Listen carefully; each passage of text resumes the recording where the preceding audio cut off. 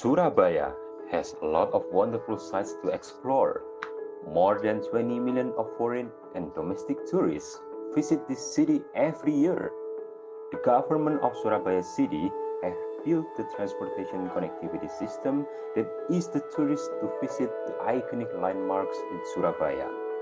You can choose several transportation options such as bus, beca, or angkot, and many more transportation as your travel buddy in enjoying the atmosphere and wonderful sights of Surabaya. The first transportation that you can use is called beca. It is not difficult to find this kind of transportation in Surabaya. You can find it in every intersections or streets or roads or public places or landmarks that you visit in Surabaya. Beca has 3 wheels and also a rooftop to protect the passengers from the sunlight or the rain.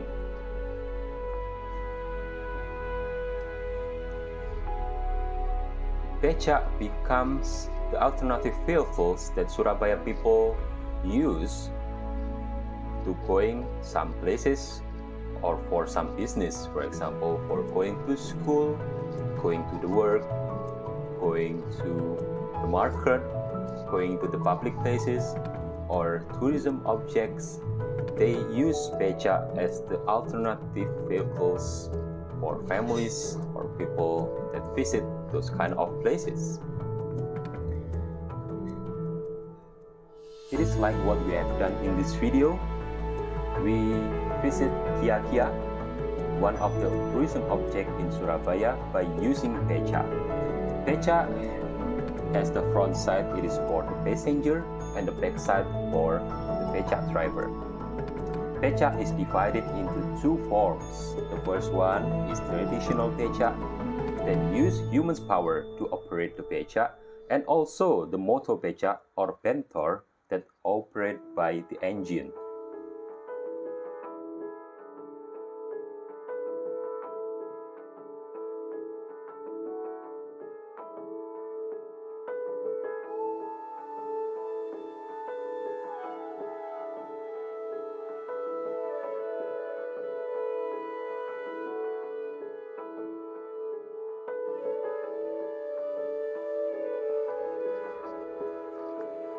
The second transportation is called angkot or bemo.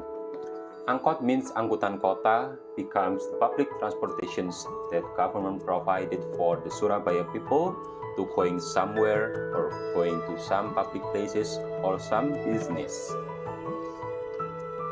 Angkot is like a van that could be filled by maximum 10 people as its capacity, and also has various color, for example yellow, brown, green, or red angkot based on its routes in Surabaya. Angkot has the broad connectivity that can bring you to the quite far place than beca do. It has the cheap price too, depend on how far the places that you want to visit in Surabaya. Next transportation is called bus. Bus is one of the important transportation in Surabaya. The people usually going to school or work, visiting some public places, visiting some cities, or just strolling around this city by this kind of transportation. The government has built many bus stations in Surabaya and also created some innovation of bus transportations. One of the bus innovations is called Surabaya Bus. Surabaya Bus was launched in 2018 to serve domestic and foreign tourists when traveling around Surabaya. First of all, before you use the Surabaya Bus transportation, make sure you have downloaded the applications that's called GoBus Surabaya Bus. You can download it on Play Store or App Store on your gadget. After you download this application, then you can open the application on your gadget like this. Then you can find a lot of menu on this application here. To check the route of your bus, or the position of the Surabaya bus, you can click the button that's called Surabaya bus, or the red button here, and then you can find several routes of Surabaya bus here.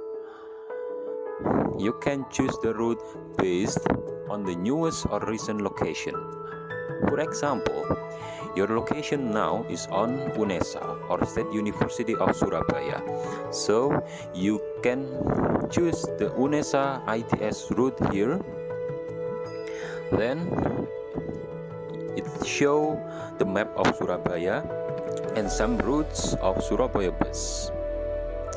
Then you can choose your own bus stop and check the position of Surabaya bus that you want to use.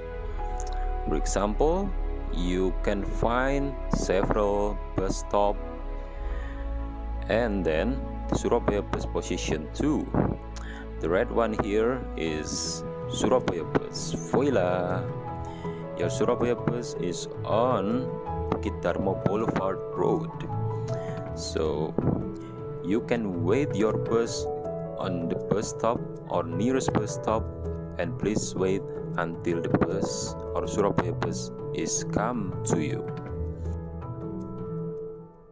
After you know the Surabaya bus position and routes, please go to the nearest bus station and prepare some materials that can be switched with one Surabaya bus ticket. You need to prepare 3 big-sized plastic bottles, or 5 medium-sized plastic bottles, or 10 plastic mineral water glasses. After your bus is coming, you can go inside of the bus and find the officers of Surabaya bus to switch your bottles or glasses. Then you can store those bottles and glasses like this one.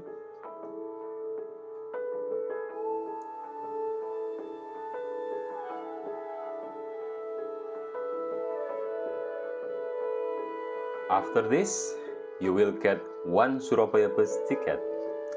By this kind of ticket, you can access this transportation freely and also enjoying Surabaya wonderful sights. You can go to the culinary spots, for example. You can go to the tourism object and many more spots that you can find while visiting and traveling around Surabaya. The interior of Surabaya bus look cozy and also comfortable for you as tourists when traveling Surabaya. So, which one will becomes your travel buddy?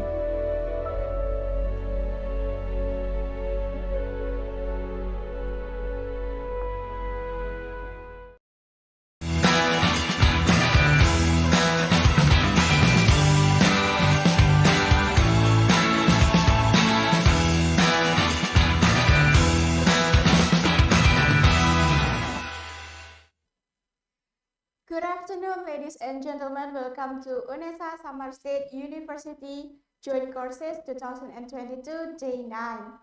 Please allow me to introduce myself. My name is Febi Robila as a master ceremony for today.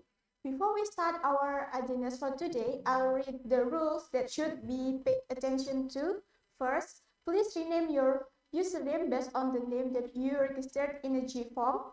Second, the participant please turn on the camera and the microphone must be muted before the moderator requested to unmute. Third, participant must fill out the entry and the exit ticket that will be given in the chat box. Last, the participant need to ask some question during the Q&A session. You can use the raise hand feature and or type the question in the chat box. Well, today we will do joint courses with Federation University Australia and University of the West of England, Bristol. Before we start, we will watch the recap video Unesa Samar State University 2022 Day 8.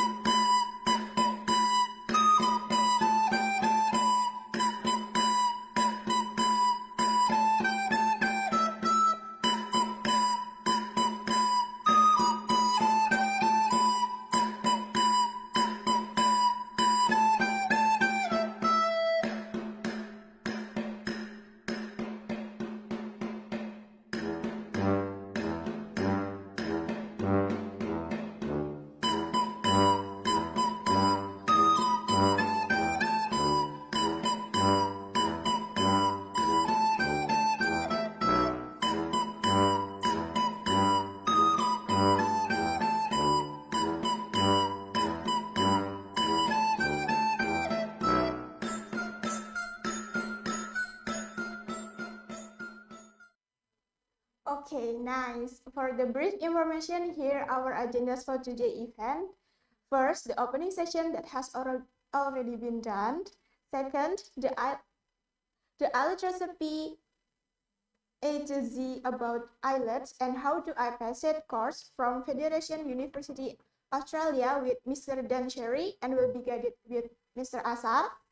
Third, the icebreaking session in a 30 minutes will be guided with my friend Jalu. Fourth, a look at business and management with entrepreneurship dynamic course from University of the West of England, Bristol with Dr. Patrick McCruden. And the last, the conclusion and closing. That's all for our agenda today. The participants, are you excited?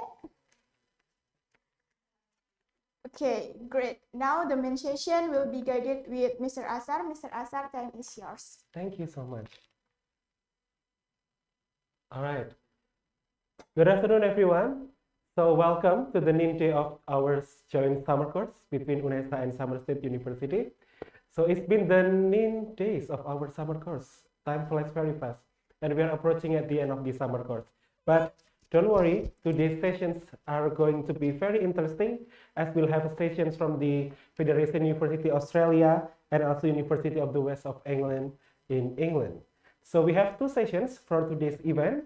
So the first session will be from the Federation University Australia, and it will be explained by our speaker from the Federation University Australia, Mr.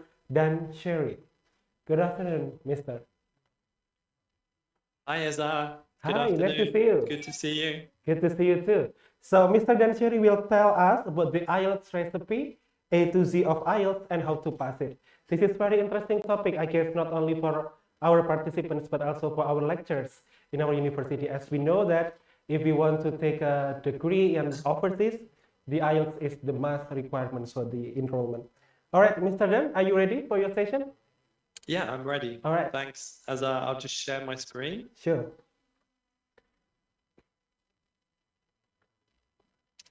Okay, so I hope everybody can see that. Yeah. Okay. It's already. Okay, great. Okay, so yeah, hi, Azar. So it's great to be here. Good to meet you, and thanks for moderating today. Yeah. Also, a big thank you, big terima kasih to Universitas Negeri Surabaya and IDP Indonesia for inviting me to take part in today's event. And even bigger thank you to all the students at Unesa and who are from the Philippines who are attending today. I was actually in Manila just a couple of weeks ago working with our new country representative there. And I just only got back recently from a 2-week work trip in the Philippines and Vietnam. So hopefully I still have enough energy to present today's session. Okay, so my name's Dan and I work in the international team at Federation University Australia. I look after our international student recruitment from Southeast Asia, and I've actually been to Surabaya a couple of times before COVID, and I know some of our students. In fact, the student you can see at the front of that picture, she's from Surabaya, so I know some of our students from Surabaya really well, so I feel a nice connection to the city. Before I joined Federation University, I worked in several language schools as a teacher of English as a foreign language, which is what's inspired my talk today called IELTS Recipe and A to Z of IELTS and how to pass it. Okay, so before I get into the talk itself, I just want to practice something. I want to make sure that we can do something. Okay, so I have a favor that I want to ask everybody here. I want everybody to contribute to the session. Okay, I want it to be interactive. I want to hear your voices and I want you to answer questions. So first of all, I want to practice and I want to make sure we can talk. So can everybody please unmute themselves? Can everybody here unmute themselves? All right, unmute yourself, Is that possible? everyone. Can everybody unmute? Yes, sir. All right. Okay, go for it. Okay, including the students, everybody. Do I need to ask people to unmute or Everyone can is they unmute okay. by themselves? All right. So everyone, you can unmute your microphone. Yeah, Please. if everybody could just unmute that microphone, that'd be great. Okay, so let's see. Let me practice. I can still see some microphones muted here, Oh, but hopefully everybody can unmute. Okay, now that you're unmuted, I'm going to say hello to you, and I want you to say hello back. Okay, I'm going to start by saying, hopefully we're not going to have too much background noise here, but I'm going to start by saying hello to everybody in Indonesia, and I want everyone in Indonesia to say hello, Dan. Okay? When I say hello to everyone in Indonesia, you have to say hello, Dan. Okay, are we ready? yeah. Okay. So I want to hear you all. Okay, you can say it quietly or loudly, but everybody say it. So hello to everyone in Indonesia. Okay, okay, that's pretty good. Thanks. Good to hear you. Now, everybody in the Philippines, I'm going to say hello to everybody in the Philippines. I want you to say hello, Dan. So, hello to everybody in the Philippines. Hello, Dan. Hello, Dan. Hello. Okay, Hello, good. Dan. Okay, thank you. That's great. And yeah, okay, that's good. I can hear you. You can talk. That's good to know. Okay, so you can all mute yourself now again. But later, yeah, look, I'm going to be asking questions. I want you to interact. So feel free to unmute yourself later and answer questions. So today we're going to talk about the IELTS test, which is the best known English test in the world. But we're also going to talk about, why is it so famous? Why is the name of an English test so well known? Why do so many people across the world know the initials IELTS, IELTS? And why are so many people studying to do an IELTS test right now? So that leads me to the first question that I'm going to ask you. So to answer the question, you can put your answers in the chat if you want, or you can just unmute yourself again and tell me your answer. But if nobody tells me an answer, I'm just going to look down the list and choose somebody's name and unmute that person and ask them to give me an answer. So, please don't be shy. If I do unmute you, please do your best to answer the question. So, okay, the main reason, well, that's the first question. The main reason people study the IELTS test is because they want to do what? What do they want to do if they're studying an IELTS test? What's the main reason why people take an IELTS test? They want to know their capability in using Yeah. English as as a language, as the international language. That's great. That's great. Look, I've lost track of who was talking there. Who's talking there? Me, I am Hani from Unesa. Hi, Hani. Okay, thanks for that. Okay, yeah, Hani, people want to know what level of English they have. That's great. But why do they want to know what level of English they have? They want to apply for scholarships, but they want to study abroad, or they just want to apply some jobs in maybe outside of the country. Yeah, perfect. Great. So they want to study abroad, or they want to work abroad, or maybe they want to work for a company in their own country that is connected, that's a multinational company or something like that. Okay, Fanny, great. Sorry, Hani, great answer. Thank you for that. Okay, so we're going to move to the first slide here. So the first slide is why study abroad? Okay, I'm more focused on the studying abroad because I work for a university rather than working abroad. But why study abroad?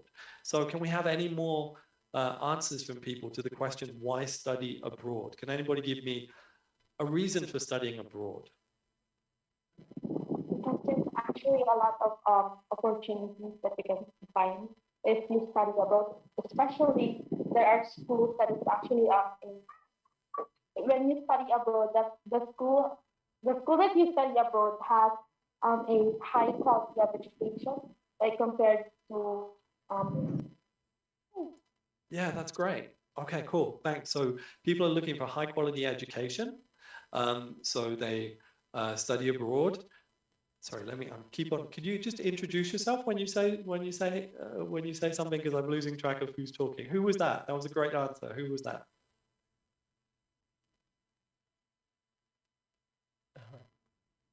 Okay, well, I've lost that. But yeah, great answer. So for a high quality education. Anything else? Why do people choose to study abroad?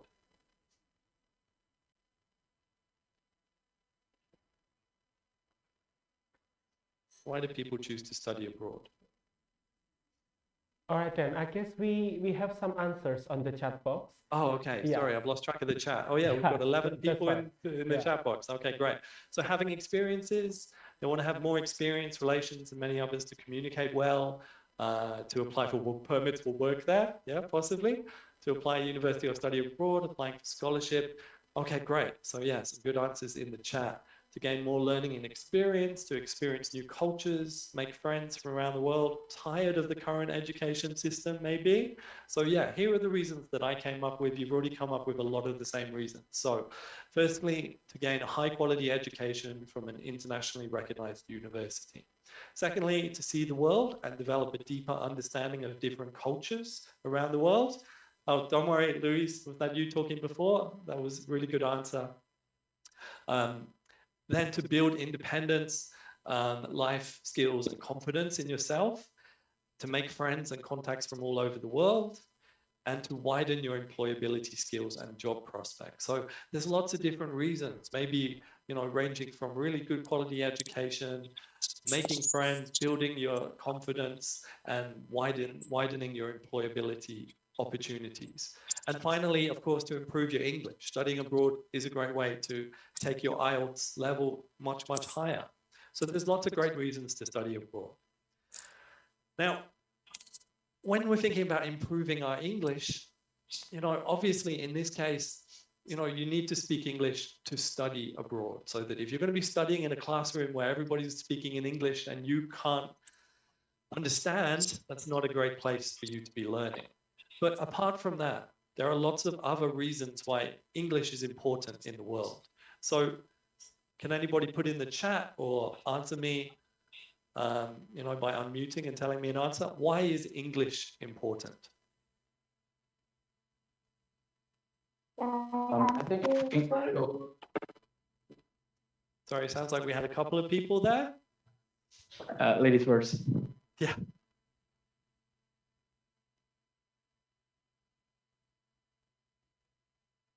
Okay, well, I can't hear anyone. Yeah, go for it. Okay, I think English is important because by what is it? Mastering English, we can be a part of the international community. Yeah, great. So it's an international language. It's a communal language. So many people speak English around the world. Like I can see in the answers on chat, everybody's saying similar things. It's a universal language. It's one of the globally used language. It's the #1 for international language. It's an international language that's well used in lots of media. So that's another important thing. Like if you're using the internet, if you want to watch entertainment, a lot of the world's entertainment and media and news is created in English. So yeah, it's a great language to be able to understand what's going on in the world and to be able to access entertainment. English language plays an essential role in our lives as it helps in communication. Okay, thank you for that. It's the main language for studying all over the world.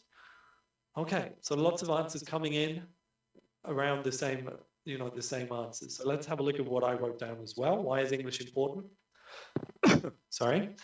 English is the language of international communication. So it's the official language of 53 countries and the most important second language in the world. Sorry, the most common second language in the world. It is nearly 2 billion people are currently studying English, according to the British Council. So if you are studying English now, then you are among a big group of people who are also working together with you. So knowing English will enable you to connect with people all over the world. Sorry, 1 second. Just got a bit of a cold today, so I'm just going to mute my... Sorry, that's better. Okay, so yeah, billions of people around the world are learning English as we speak. And English is the language of business, and having a good job often can be connected to your level of English. If you have good levels of English, it can really help you to get a good job in a multinational company. And lots of jobs involve speaking English to a high level. Also, knowing English offers you access to a wider world of entertainment and information. Like I said before, there's so much on the internet that you can read and watch and see because you understand English. And of course, if you want to study a higher education degree at a university in Australia or any other country where English is the language of teaching, you must be able to read, write, speak, and understand English at a high level. But how high? How high do you need to go? So first of all, what is the IELTS test? Okay, we all know it's called an IELTS test, but what does IELTS stand for? What does the acronym mean? What do those letters mean? Does anybody know what those letters mean? You can put it in the chat or call out. It's International English Language Testing System. Thank you very much. It is International English Language Testing System. So it's the standardized test of English language proficiency for non-native English language speakers. So that means people who weren't born in an English speaking country or where English is the #1 language. So there are other tests out there, PTE tests, TOEFL tests, Cambridge test, but IELTS is the most famous. So IELTS is jointly managed by the British Council, IDP IELTS Australia, and Cambridge Assessment English. Around 3 million people take the IELTS test every year. I feel like I know a lot of those people and hear about their IELTS test. So yeah, millions of people take the test every year. And the IELTS test involves 4 skill areas, so reading, writing, speaking, and listening. Now, when you take a test, your skills are graded in a range from 0 to 9. So 9 is the highest possible score with band increments of 0.5. So you go 0.5, 1.0, all the way up to 9. The average of your 4 skill band scores provides your overall band score. Okay, so if you get 6.0 in all bands, your overall score will be 6.0. And IELTS test results are valid for 2 years and accepted by over 10,000 institutions across the world. So if you're going to go to study anywhere across the world, you can show them your IELTS test and they will accept that as long as it's not more than 2 years old. Okay, so like I said, the top score in IELTS is 9. What score do you think you need to study in Australia? Like if you were coming to study in Australia, what score do you think you would need to get to study? Okay, we've had somebody say 6.5. 7. Somebody said 7. Yeah, they're both correct. Like, some courses, yeah, thank you. Somebody, Zanida, says 6 to 8. So that's a good answer there. That's possibly the good one. I haven't seen a course that requires 8, but maybe it's out there. Unesa, yeah, Zanida, thanks for that. So it's a range. Not all courses have the same IELTS requirement, but the minimum requirement is usually 6.0. So most universities in Australia require you to achieve an overall IELTS score of at least 6.0 in order to enroll in higher education degree. But there is some flexibility, like universities have foundation courses, EAP packages. EAP means English for academic purposes. So EAP packages. So if you get a lower score, you can still find ways to study in Australia. Okay, so what is 6? Sorry, there's a little bit of background noise. So if everybody could just mute themselves again, that'd be great. So according to the IELTS website, band 6 makes you a competent user, okay? Competent user of English. That's, you're pretty good. You're a decent user of English. You can do it pretty well. You generally, this is what the IELTS website says for band 6. Generally, you have an effective command of the language, despite some inaccuracies, inappropriate usage, and misunderstandings. You can use and understand fairly complex language, particularly in familiar situations. So it's a pretty good level 6 in IELTS. It's probably better, I'm sure it's a better level than I've ever had in any other language that I've learned. So if any of you are getting IELTS 6, that's great, well done. But not all courses accept IELTS of 6. Some courses are higher level. So we're going to play a little game now where I want to ask you, is it higher or lower? We're going to start with level 6. So Bachelor of Nursing.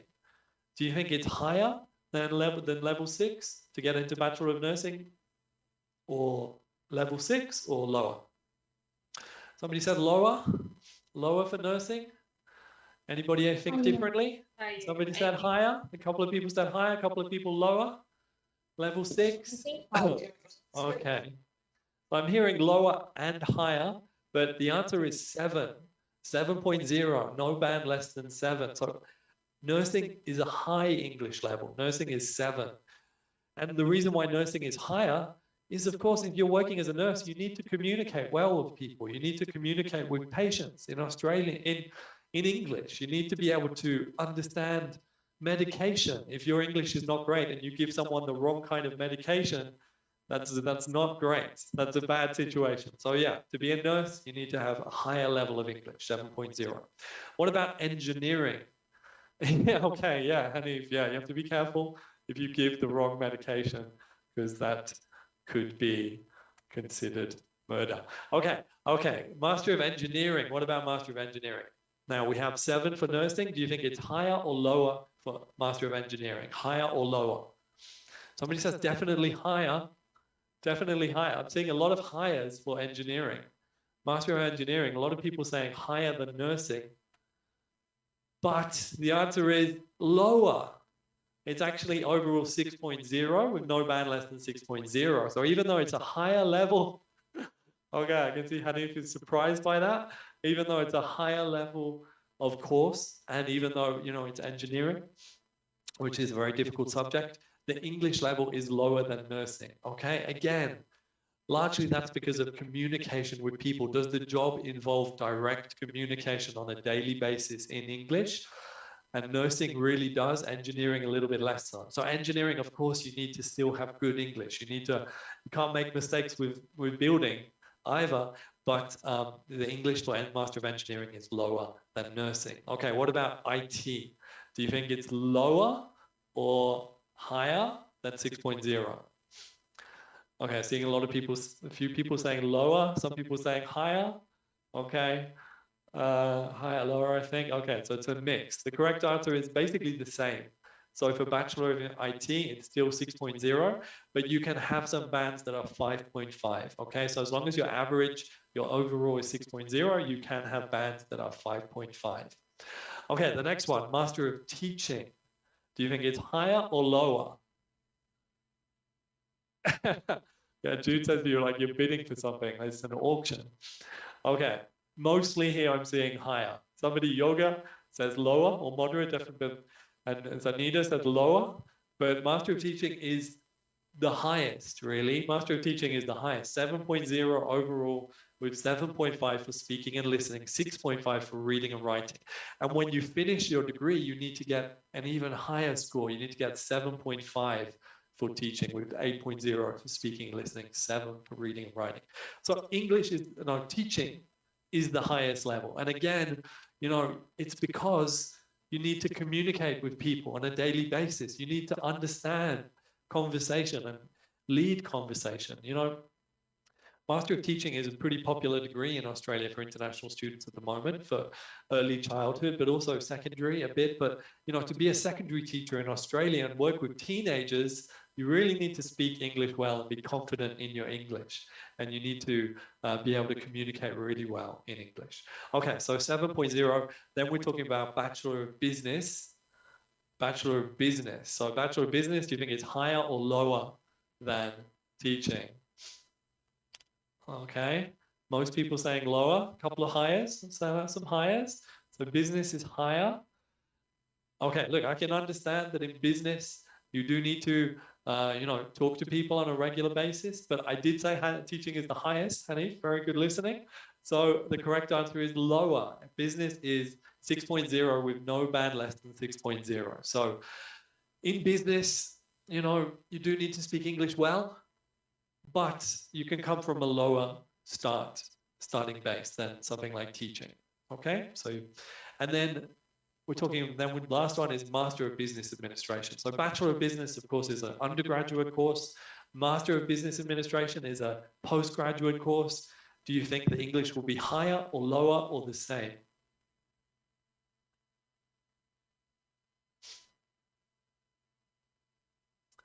Okay, so a lot of people saying the same, somebody saying higher, one person saying lower. The correct answer is the same.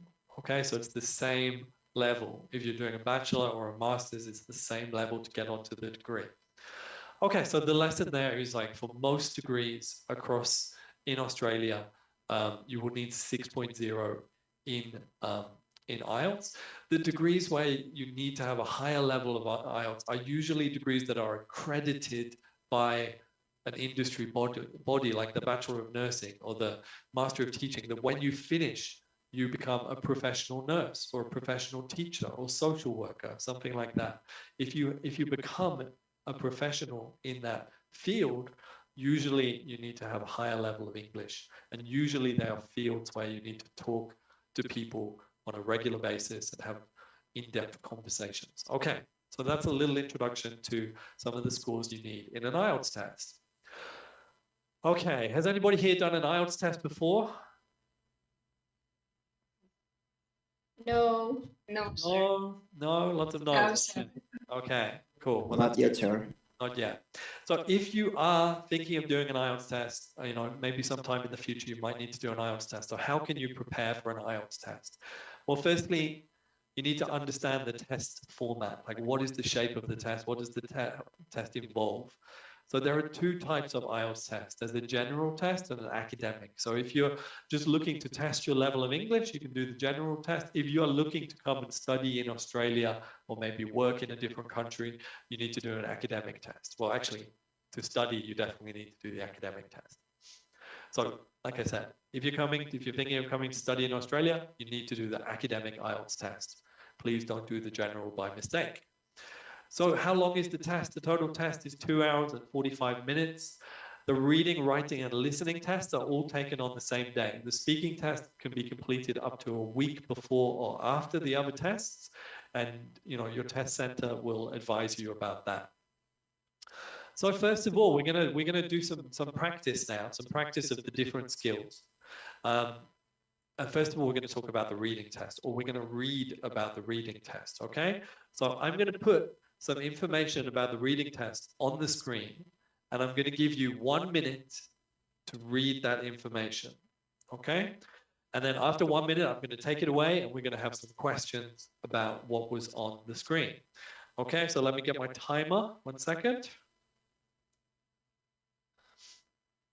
Okay, you've got 1 minute to read this information.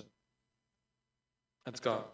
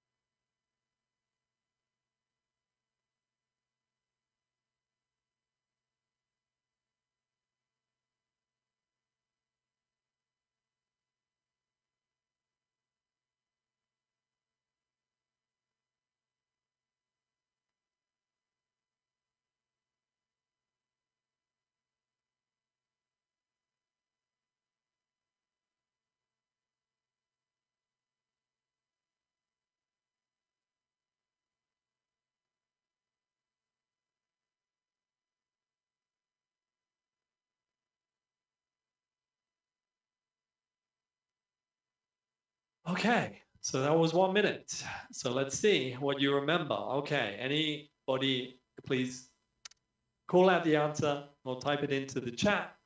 So, how long does the reading test take? 60 minutes. 60 minutes. 60 minutes. Thank you. 60 minutes. 60 minutes. Okay. 60. 60, yes. How many questions are there? 40. 30. There's at least Questions. Okay, great. What are 3 different types of reading skills being tested? there are reading gist, reading the main ideas, and reading for the details. Excellent. So reading for the gist, and gist means like the general meaning of the text. So reading for the gist, reading for the main ideas, and reading for the details, okay? There are also some other areas that are being tested. Did anybody see the other types? Skimming. Skimming. So skimming means like you want to find some specific information. You read it to pick out the details. So that's skimming. Other things were understanding the logic, understanding the argument, and then recognizing the purpose of the writer, recognizing the attitude and the purpose and the opinion of the writer. Okay, so there's lots of different skills that it's asking you to, that it's testing you on. Now, what are 3 different types of questions that you might be asked? Completion, sentence completion, and short answer. Cool, yeah. Sentence completion, multiple choice, great, thank you. Sentence completion.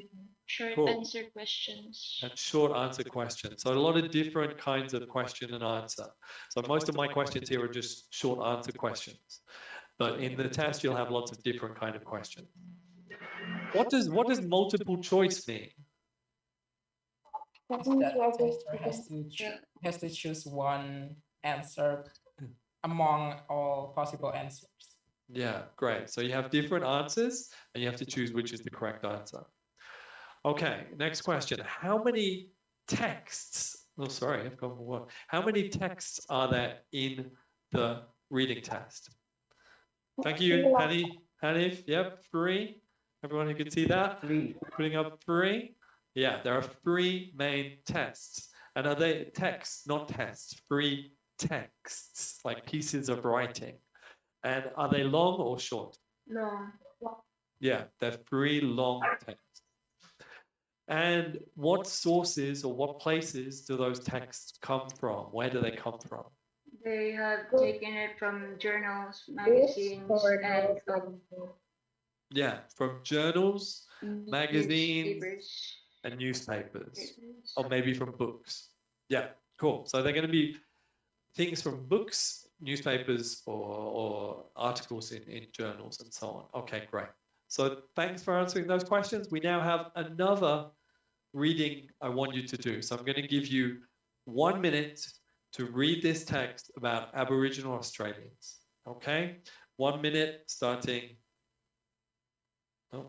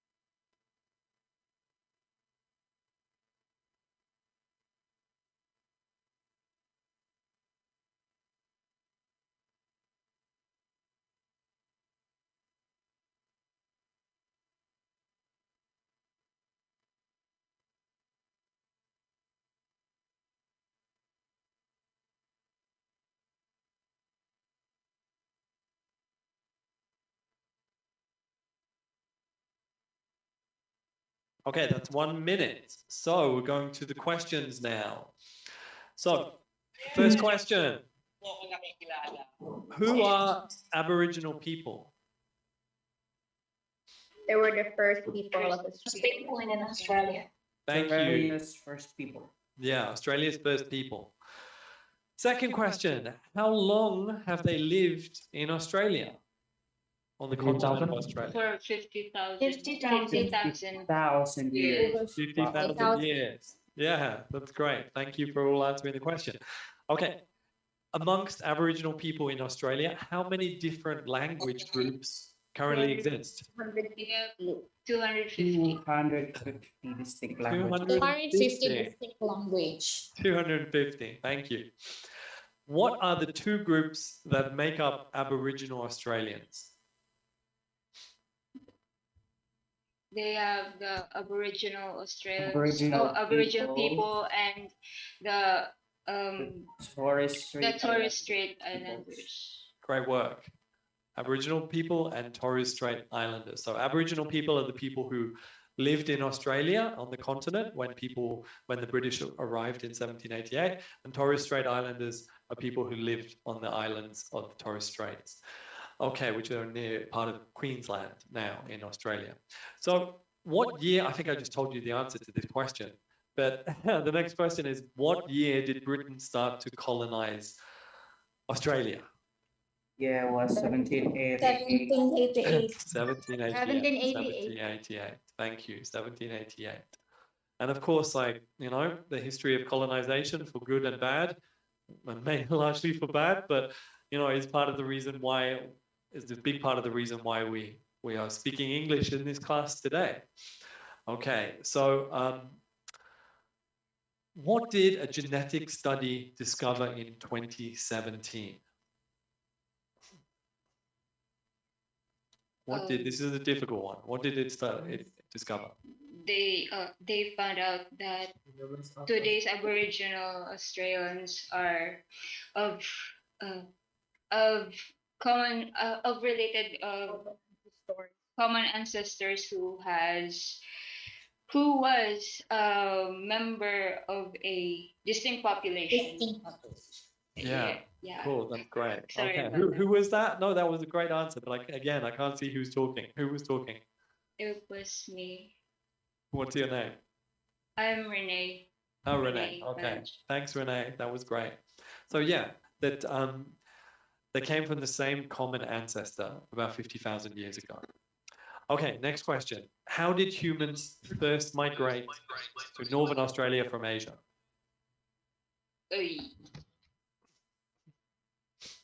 How did they migrate from Asia?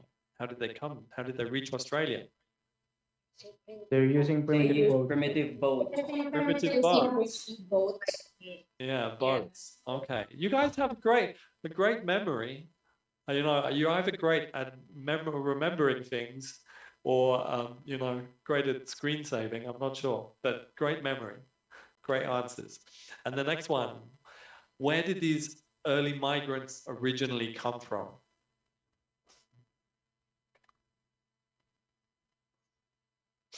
North Australia? Where did they come from? They came to Australia. They came from Asia on boats about 50,000 years ago. But where did they originally come from? Originally from Yeah, from Africa.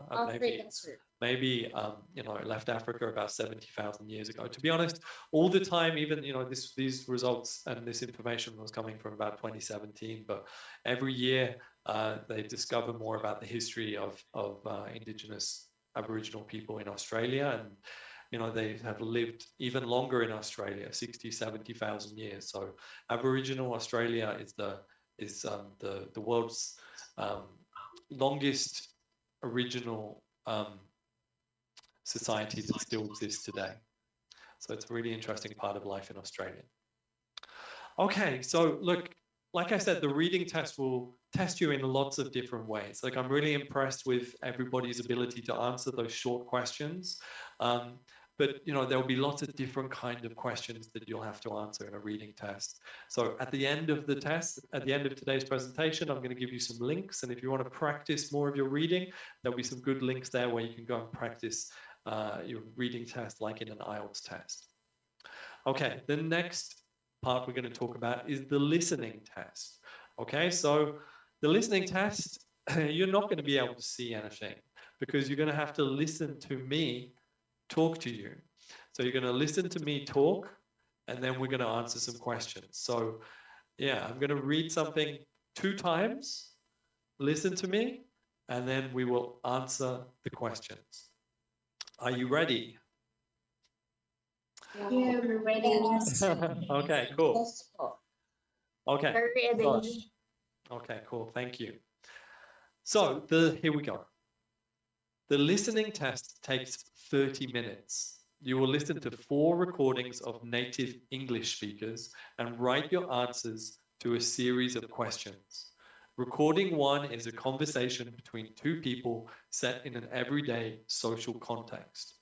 Recording 2 is a monologue set in an everyday social context, for example, a speech about local facilities. Recording 3 is a conversation between up to 4 people set in an educational or training context, for example, a university tutor and a student discussing an assignment. Recording 4 is a monologue on an academic subject, for example, a university lecture. Assessors will be looking for evidence of your ability to understand the main ideas and detailed factual information. the opinions and attitudes of speakers, the purpose of an utterance, and evidence of your ability to follow the development of ideas. Now, this is a bit unfair because it would be better for you to see the questions when I read. So here are the questions. I'm going to read it again, and then we'll talk through the answers. So the listening test takes 30 minutes. You will listen to 4 recordings of native English speakers and then write your answers to a series of questions. Recording 1 is a conversation between 2 people set in an everyday social context. Recording 2 is a monologue set in everyday social context, for example, a speech about local facilities. Recording 3 is a conversation between up to 4 people set in an educational or training context, for example, a university tutor and a student discussing an assignment. Recording 4 is a monologue on an academic subject, for example, a university lecture. Assessors will be looking for evidence of your ability to understand the main ideas and detailed factual information, the opinions and attitudes of speakers, the purpose of an utterance, and evidence of your ability to follow the development of ideas. Okay, so thanks for listening. Let's look at the questions. Question 1, how long does the listening test take? 30 minutes. 30 minutes. 30 minutes. 30 Okay, minutes. thank you. How many recordings will you listen to? 4. 5 minutes. 4. Somebody said 5, but the answer is 4. 4 recordings. Oh, yeah, look, 4 recordings. What is recording 1? Recording 1 is set in a conversation. Conversation between 2 people. Okay, yeah, sorry, lots of people talking at once, but I got that. Recording 1 is a conversation between 2 people set in an everyday context, like maybe 2 people on a break at work or 2 people at school or something like that. So it's a conversation between 2 people. Recording 2, what is recording 2? It's a monologue. Monologue. Yeah, With Okay. the same setting as the recording 1. that's good. Lots of people saying monologue. That's a difficult word. What does monologue mean? Means like a speech Yes. from a person. Yeah, monologue is speech from one person. So monologue is just one person. What do we call 2 people speaking? It's dialogue. Dialogue, great, thank you. Dialogue. So monologue is just one person. What is recording 3? It's conversation between up to 4 people in academic. 4 people. Yeah. Yeah, so great. I'm really impressed by some of you remembering so well. So conversation between up to 4 people set in an educational or training context, for example, a university tutor group or something like that. Recording 4, what is recording 4? Academic subject. Yeah, great. It's a monologue again on an academic subject like a university lecture, for example. And what is recording 5? It's a trap. It's a trap. It's a trick question. There is no recording 5. Okay, so you did trick one person who said there were 5 recordings. So there are only 4 recordings. And what are the assessors looking for? What are they looking for? Evidence of ability and something. Ability to. Yeah, look, it's good. I can see a couple of people putting it. It's difficult to remember everything I said there, but it's similar to the reading test. So like they're looking for your ability to understand the main ideas, to pick out some key facts, and to understand the opinions and the purposes of the speakers. Okay, and so you understand their ideas and can follow their ideas. Okay, great. So that's an introduction to the listening test. Now we're going to do some more listening. I'm going to talk about English globalization. Okay, this time I'm going to show you the questions, and I'm just going to read one time. Okay, so I want you to listen to me, and then we can answer these questions afterwards. So I'll just give you a couple of minutes. Oh, I'll just give you 20 seconds to read the questions.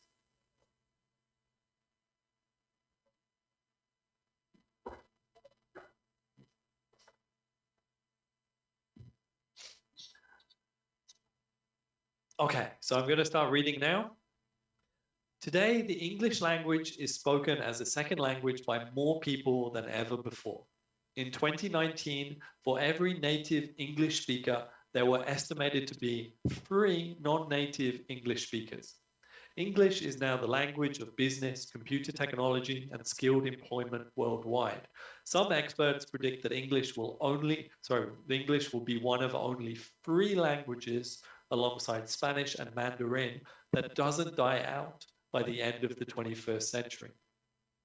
Many non-English speaking countries now start to teach their children English in school at a young age. This not only helps their children to learn English, but also to get better jobs when they are older. As more non-native speakers have learned English, words from local languages have become mixed with it. For example, Spanglish, a mix of Spanish and English, is now spoken in the United States and Mexico. Okay, so thanks for listening to that. Let's check the answers. In 2019, that shouldn't say ration, it should say what was the ratio of non-native English speakers to native English speakers? So for every 1 English speaker, how many non-native English speakers were there? 3. 3, thank you. So 3 non-native speakers for every 1 native speaker. Okay, in what fields or industries is English spoken around the world? Yes. Business? What else?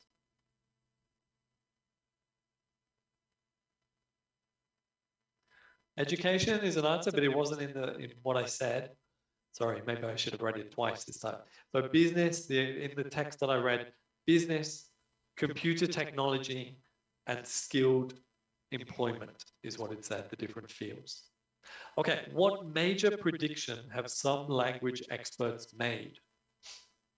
It is the only language, one of the 3 languages that do not die. Yeah, so some language experts say that by the end of the 21st century, the only languages left will be English, Spanish, and Mandarin Chinese. So that's a bit sad to think that other languages might die, but hopefully we can find a world where that doesn't happen. But there's ups and downs. Okay, the next question. Why are many non-English speaking countries starting to teach their children English at a young age? Not only does it make them learn English, but also strengthen them on any job. Yeah, great. So not only to improve their English, but also to get better jobs when they get older. And last question, can you give an example of a language that has started to mix with English? Spanglish. Yeah, Spanglish. So that's across in Spanish and English. What about in your languages? In Tagalog or in Tagalish? Taglish, yeah. Taglish, mix English and yeah, when I was in the Philippines, often I would see people talking in a mixture of Tagalog and English. Tagalog and English. Yeah, yeah. And in Indonesia, in Bahasa Indonesia, do you sometimes use, are there some English words that you use? From the Jaksel side, I think. Jaksel? What's Jaksel? Yeah, Jaksel means like Jakarta Selatan. South Jakarta, so they started to mix Indonesian with English. Okay, and that's called Jaksel. Jaksel. Yeah. That's not the formal language. Okay, interesting. Does anybody here speak Jaksel? It's like a South Jakarta slang. Okay, interesting. Okay, so that is we talked about the listening test. And again, obviously, if you want to practice your listening, there's lots of good listening test examples you can do online. So now we're going to have a quick look at the writing test. So what's in the writing test? In the writing test, it takes 60 minutes. The topics in the writing test are of general interest to and suitable for test takers entering undergraduate, postgraduate studies or seeking professional registration. There are 2 tasks in the writing test. In the first part of the writing test, you will be shown a graph, a table, a chart, or a diagram, and you're asked to describe, summarize, or explain the information in your own words. You may be asked to describe and explain data. Describe the stages of a process or how something works, or describe an object or event. So you need to write at least 150 words. You look at a picture, you look at an image, a diagram, and you have to explain it in 150 words. So again, there's lots of good opportunities to learn about how to do that online. Today we're going to have a quick look at section 2 of the test, which is task 2. You'll be asked to write an essay in response to a point of view, argument, or problem. You need to write at least 250 words. So responses to both tasks must be in a formal style. So you have 2 tasks, and you have to write answers in a formal style. So if you're going to do an IELTS test, you really need to search online, look for some great formal phrases in English, practice those phrases, practice how to structure your essay, structure your answers. It's really important, okay?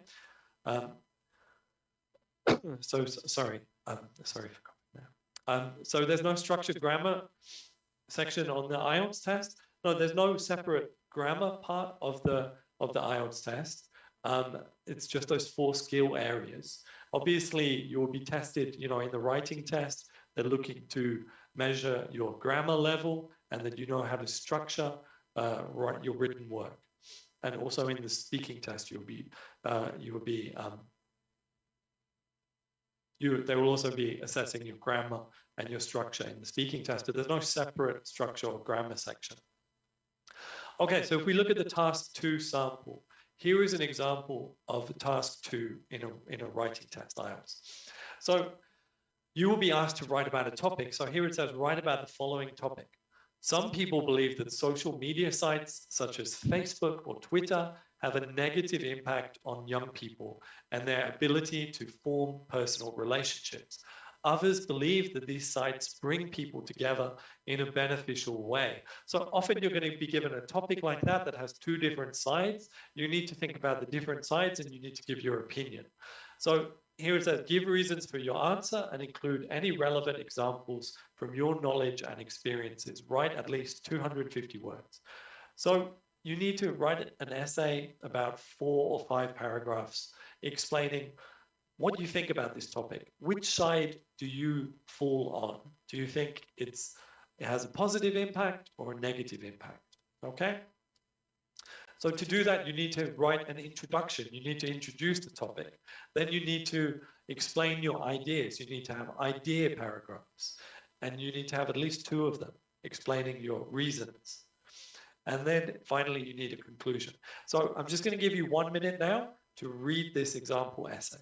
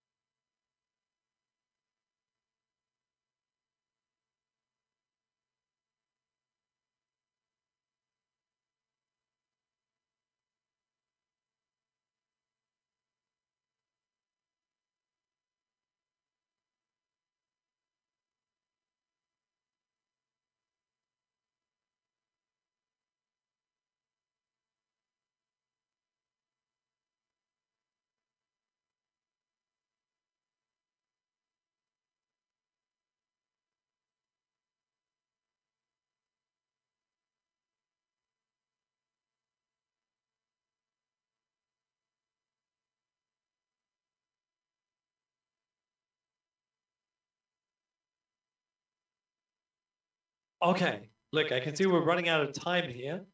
So let me just start my video again.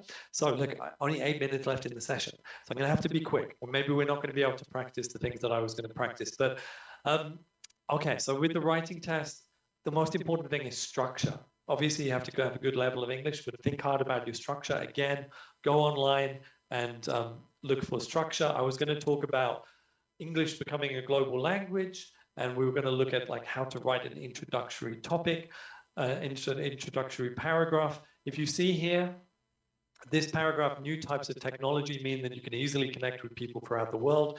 Many believe that this is harmful and prevents us from forming meaningful friendships with others, while some people argue that using social media improves our ability to build new relationships. In my opinion, the negative impact is greater than the benefits, as I will explain.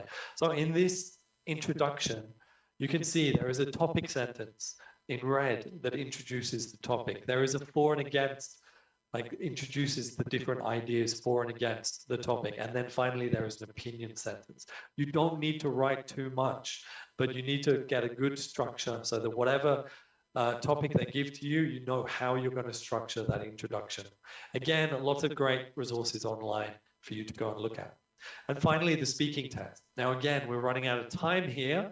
So the speaking test takes 11 to 14 minutes. The test is recorded and assesses your use of spoken English. It involves three different parts. In part one, the examiner will ask you general questions about yourself and a range of familiar topics, such as your home, family, work, studies, and interests. So this part lasts between 4 and 5 minutes. Then part two, you'll be given a card which asks you to talk about a particular topic. You have 1 minute to prepare before speaking for up to 2 minutes. The examiner will then ask you 1 or 2 questions on the same topic. And in part three, you'll be asked further questions about the topic in part two. So these will give you the opportunity to discuss more abstract ideas and issues. This part of the test lasts between 4 and 5 minutes. Okay, just checking again in terms of how much time we have. I thought we had up to an hour and a half, but maybe I'm wrong with the time. So do you want me to finish in about 5 minutes? Is that correct? Unesa? Yep, that's correct, Dan. So we'll finish at 7 and 5:50. 5:15? Yeah. Okay. Okay, great. So I'll just go through this quite quickly then. So here's some examples of the speaking test. So let's, in section 1, the interviewer might say to you, let's talk about your hometown or village. What kind of place is it? What's the most interesting part of your town or village? What kind of jobs do the people in your town or village do? And would you say it's a good place to live? Why? And then let's move on to talk about accommodation. Tell me about the kind of accommodation you live in. How long have you lived there? What do you like about living there? And what sort of accommodation would you most like to live in? Okay, so obviously if we had more time, we could practice that. But, that's just an example there. So it's very simple questions. It's a warm-up. They want to be able to see that you can answer simple questions, with a good amount of detail, but not too much detail and in a relaxed way. The second part of the speaking test, you talk about that topic in a bit more depth. So a sample here, describe something you own which is very important to you. You should say where you got it from, how long you've had it, what you use it for, and explain why it is important to you. So in this part of the test, they're going to give you something, a topic that they want you to prepare, and you do a monologue talking about it. So you have to think for 1 or 2 minutes and take some notes. You have 1 minute to think about what you are going to talk about, and then you talk about that topic, okay? So you have to talk for 1 or 2 minutes. Sorry, you have to talk for 1 or 2 minutes, you have 1 minute to prepare, and you can make notes. So then you talk for 1 or 2 minutes about that topic, and then the examiner will ask you some questions to follow up about that topic. In this case, for example, is it valuable in terms of money? Would it be easy to replace? Okay, and then finally, in the third part of the speaking test, they're going to ask more analytical questions. So you have to talk about things that have, in this case, let's consider first of all how people's values have changed. So it's a big idea, people's values. What kind of things give status to people in your country? So this is testing, your understanding of the topic.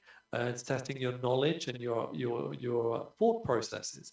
So have things changed since your parents' time? So what gives people status? Is it money? Is it success? Is it family? Is it age? So you have to think about those things, and people are going to, and the examiner is going to ask you questions, you need to respond.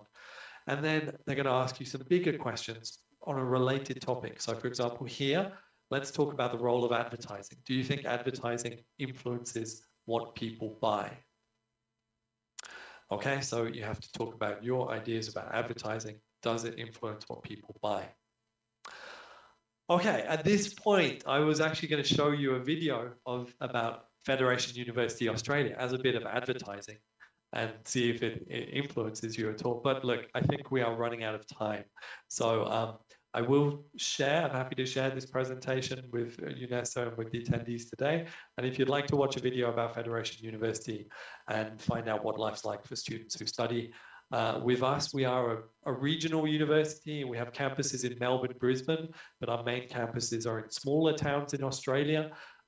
Called Ballarat and Gippsland. And, you know, the advantages of studying in smaller cities in Australia is you have a more relaxed lifestyle, you get to know your lecturers really well, and, you know, it's low cost of living as well. So there's lots of great benefits of studying, you know, at Federation University Australia. And if you're interested in finding out more, please, you know, do look at the website, look at YouTube, Federation University, and you'll find this and many other videos. So, yeah, look, and I was going to talk about Federation University, but I think we are running out of time, so I don't want to hold up the next speaker. So thank you, everyone, for listening. You were very active. I really appreciate you shouting out your answers and typing up. So good luck to any of you who are going to do an IELTS test. If you want to find out more about IELTS, again, there's a few good links here in the presentation and some links to find out more about Federation as well. So I will share this presentation with your university, and I'm sure you'll be able to access it if you want to find those links and maybe watch the video as well. So, okay, thank you everyone in Indonesia.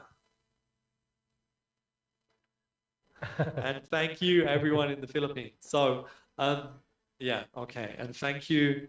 And I'll pass back to you. All right, thank you so much, Jan. Thank you. Thank you for such an interesting presentation. It's very interactive. I know that everyone is enjoying your presentation. Please give a big round of applause for Jan for such a wonderful presentation. Thank you, Jan.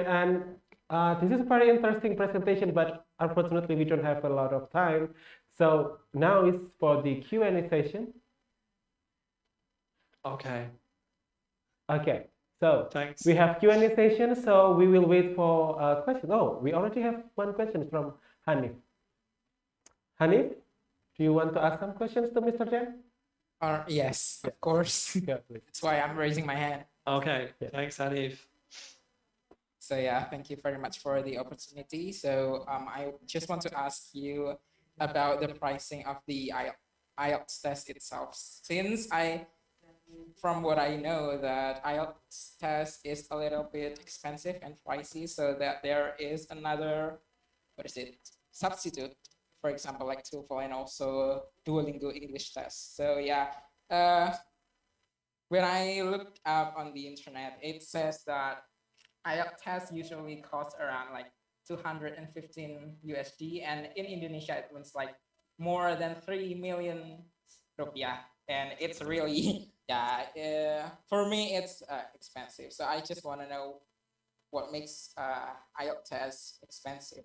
So yeah, that's my first questions, because I actually really interested in taking any of these English tests, proficiency tests, but because of the pricing, I took myself back out. So, sure. No, I understand. And like, you know, I don't work for IELTS. I don't, you know, I'm not even really advertising IELTS. You know, I'm just trying to help if people are thinking of doing an IELTS test. So in terms of the pricing, yes, I understand it's a bit expensive. Really, you need to think about, you know, what's your purpose for doing the test. If you just have a general interest in seeing your English level, I'm sure there are cheaper tests available, maybe even some free tests you can do online or through Duolingo that are much more affordable. So if you want to get a good level of your English, then I think I would definitely say do that.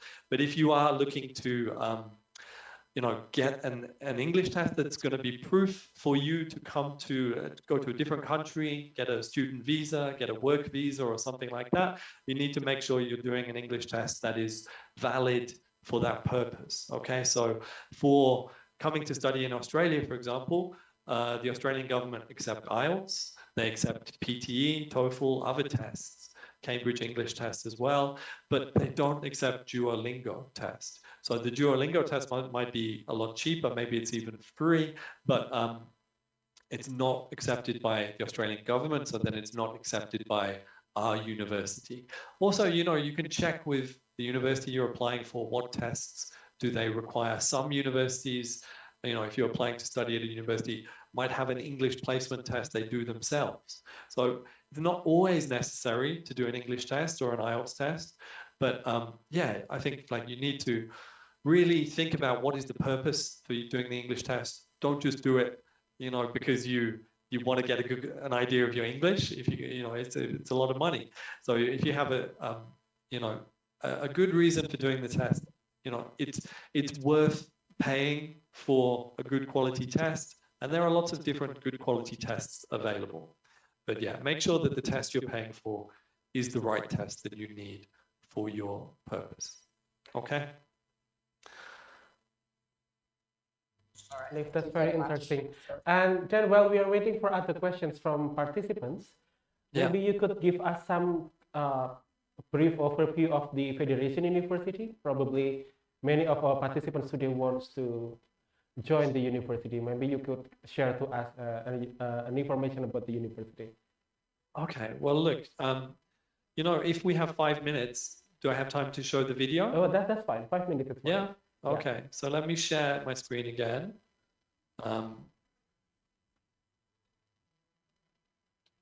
Okay, that would probably be the better way for people to get an idea. Yeah. So, look, like I said, Federation University Australia, here's the website. Maybe I can quickly show you where we are based. Sorry.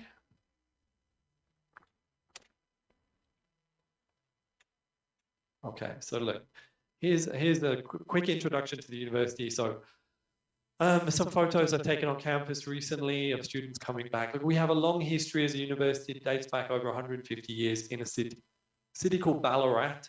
So Ballarat is not as famous as Melbourne or Sydney. It's a very famous regional city in Australia. It's famous for the gold rush. People found gold here 170 years ago, and people from all over the world came to try and find gold here. So, we have a long history. We became a university in 1994. So long history, but kind of a young university, and we're ranked in the top 250 young universities in the world. So because we are a regional university, that means that, we have smaller class sizes, great student support, great teaching quality, and we also have great employment outcomes for our students. We work hard to make sure that students are ready for their career when they finish, so great employment outcomes. Tuition fees are pretty low, and we have scholarships available, automatic 20% scholarship. And like I said, we have regional and city campuses. So if you study in a big city, of course, you get all the, entertainment and opportunities of Melbourne, Sydney, Brisbane, and so on. But if you come to a regional campus like Ballarat or Gippsland, you can, enjoy much more affordable accommodation and a great quality of life. So it's much cheaper to live there, but the quality of life is great. It's very relaxed lifestyle, but there's still plenty of things to see and do. Good employment outcomes, and you can stay longer in Australia. If you're interested in staying in Australia and working on your English after you finish, if you do a 2-year master degree, for example, you come to Australia, you can get a 3-year post-study work visa in a big city. But if you come to Ballarat and you keep living and working in Ballarat, you can stay for up to 5 years. Okay, so you can get different visas to stay longer in Australia if you're in a regional city. So this is where our campuses are. So we have a campus in Brisbane up here, but most of our campuses down here in Victoria. So Ballarat's over here. It's just 1 hour and 20 minutes on the train from Melbourne. So you can easily go to Melbourne if you want to at the weekend and so on. We also have a campus in Melbourne, and we have a campus over here in Gippsland.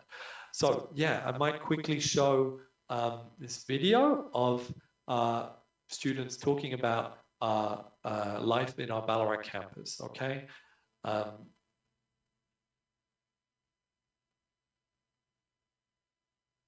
When I finished year 12, I got an ATAR of 99.25. So if you've got a student in year 7,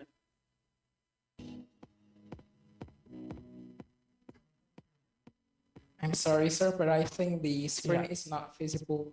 All right, then. I don't think that this is the right screen on the Zoom. Oh, you can't see the right screen? Yeah. Okay, We sorry. couldn't. That's Okay, fine. 1 second. Sure. Okay, well, that's annoying because I've been showing you the wrong slide. Okay, so let me show you again. Share my screen. Screen 2, share sound, share.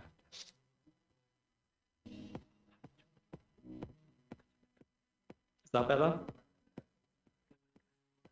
Yes. Okay, cool. All right.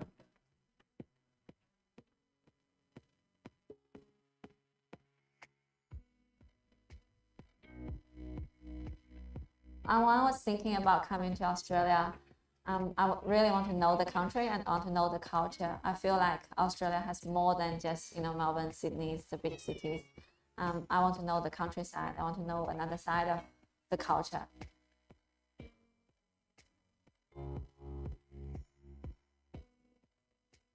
Great opportunities, work-life balance, and the faculty was very helpful. We used to have lots of practical experience around the course. I lived 2 years on campus. In the first year, it was really great interacting with domestics and clearing all those barriers and learning more about Australia. We do activity every week like badminton, barbecue, have a walk, and board games and that kind of thing. The class size is smaller compared to other universities, so you get to know your classmates and get to know your teacher really well. And my classmates were so supportive. I really feel like I'm supported and I'm cared for. The lecturer knows us by name. We can ask them questions about the problems we have, the theory in the courses. We're just like friends, closer to friends than lecturer and students. I found Fed Uni very supportive. So due to pandemic, all the places closed down and I was working hospitality. However, Fed Uni supported me with my expenses, utilities, petrol, additional accounting services. So that's fantastic. I can agree. The university really makes sure that international students got the support that they needed. It's lovely, actually. Everything it's close. Life is a bit cheaper. Things feel just easier. It's not super competitive as well if you want to find a job. I like the area. I like the uni, the support from uni, friendly people, a nice environment, beautiful city. Many people know each other. It's easy to build up networking. So I'm enjoying whenever I'm on the street, I say hi to at least 10 people. Oh, I know you from there. Oh, you work there and all. Yeah, that's fantastic. Another thing about being about studying in regional Victoria is that you get the 4-year postgraduate visa once you're done with your degree. Well, 4 years it's just great if you're actually planning to work in Australia and get that work experience. Even though I graduated now, I love where I live. I love Ballarat, so I'm not moving back to Melbourne. It's still so close to Melbourne, you can get there in just a bit over an hour. So I think it's a perfect spot for, to enjoy the country life and so close to the city. I just feel like I'm home.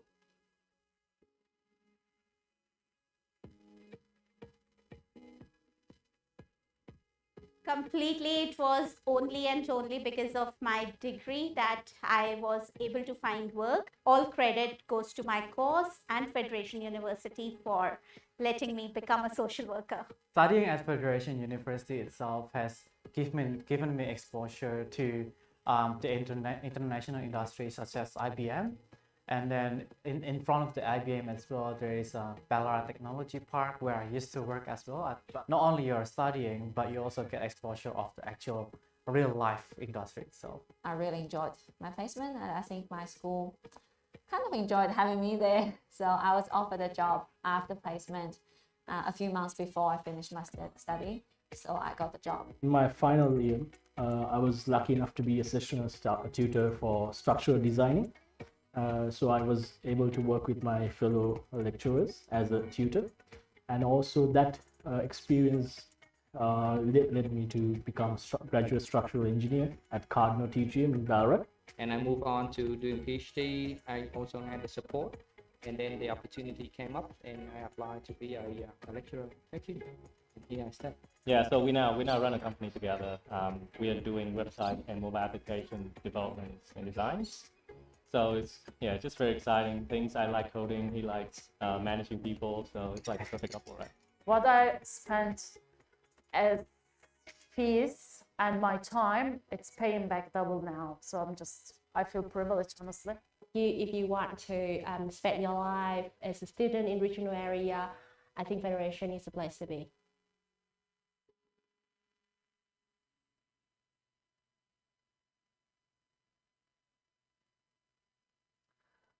Okay, thank you for watching that video. Yes, thank you, Jen. Thank you for sharing with us. Okay, All right, cool. Jen, I think we still have time to answer one question from our participants. So these questions comes from the students from Indonesia, from Unesa. So I will summarize the question. So, do you have any tips to improve the confidence when we are speaking? Because sometimes it's very maybe we feel nervous when we are speaking to others or to the new people. Do you have any tips about that? Yeah, look, I mean, my advice would be to try to practice as much as you can. Right. If you can find someone who is wanting to learn Indonesian, if you can find someone in your city who is maybe an exchange student or somebody else who's wanting to learn Indonesian but speaks English, maybe you can do a language exchange with that person. So they will, speak for English. Sorry, you speak English with them half the time, and you speak Indonesian with them half the time. So that can be a really good way to find someone who really wants to practice their language as well, and will help you. So yeah, if you can find language exchange in your home city, that'd be a great way to start. And if not, just I'm sure there are some English-speaking groups that you can find at your university or elsewhere in your town where you'd be able to find people who want to practice their English as well. So yeah, good luck, and don't be shy, and yeah, just try to build your confidence. Wow, thank you. That's very useful tips, Jen.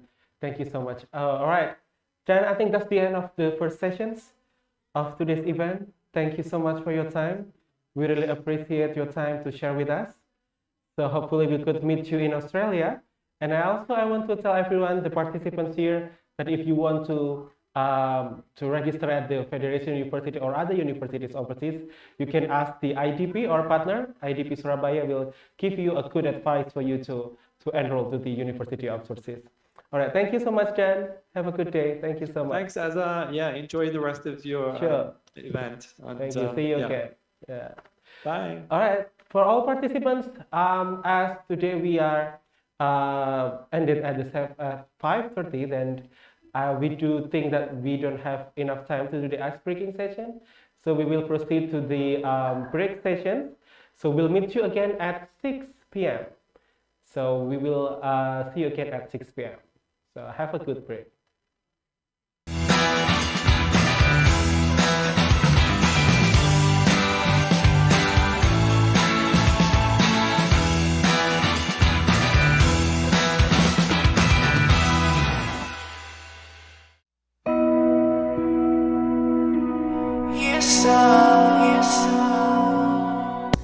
As one of the largest business centers in Indonesia, Surabaya has various kinds of markets and shopping centers. A lot of economic sectors such as traditional market, flea market, street market, and supermarket until mall are spread in every side of the city. There are 81 traditional markets and 42 malls in Surabaya.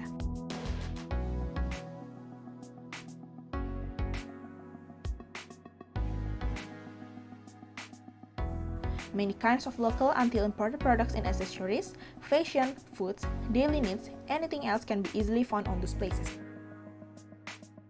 The first shopping destination you can visit is traditional market. Moreover, you can also bargain the price.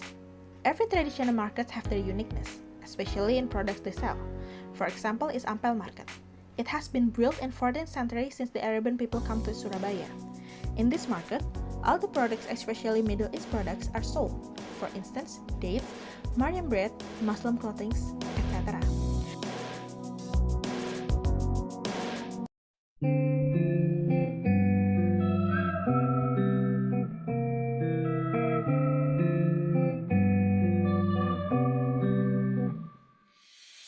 If you want to explore the night fair and culinary market, you can visit G-Walk.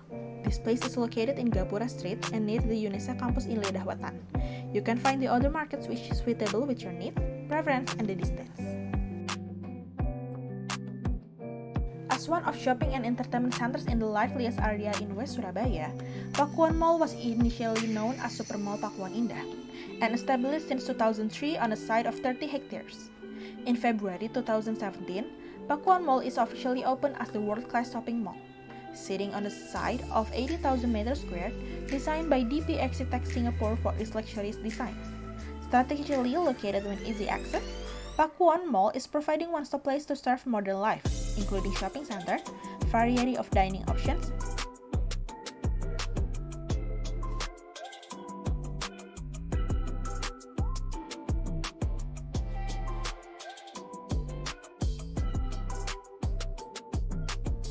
and entertainment for family.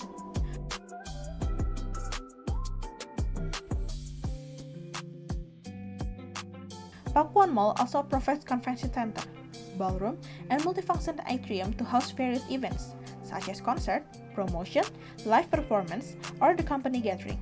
Pakuan Mall also has been known as the largest shopping center in Indonesia.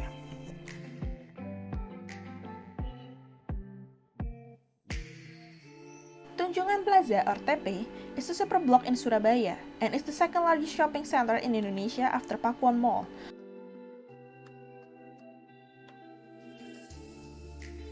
Which houses more than 500 retail outlets, including boutiques, restaurants, cafes, cinemas, supermarkets, and children arcade center. It has 6 main buildings, which name TP1 until TP6.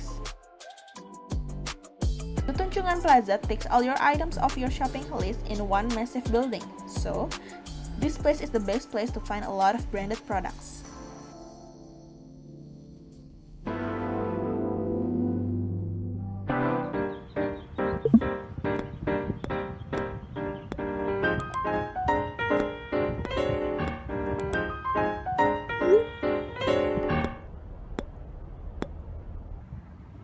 Heroes Monument. Surabaya. The city is often known as the City of Heroes. The city also has a lot of history, one of which is the Battle of Surabaya on 10 November 1945. To remember the heroes who fought in the Battle of Surabaya on 10 November 1945, a magnificent monument was built in the middle of Surabaya city.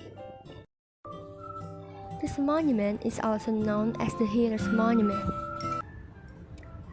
This historic building is shaped like an inverted spike with a height of 41.15 meters and a diameter of 3.1 meters.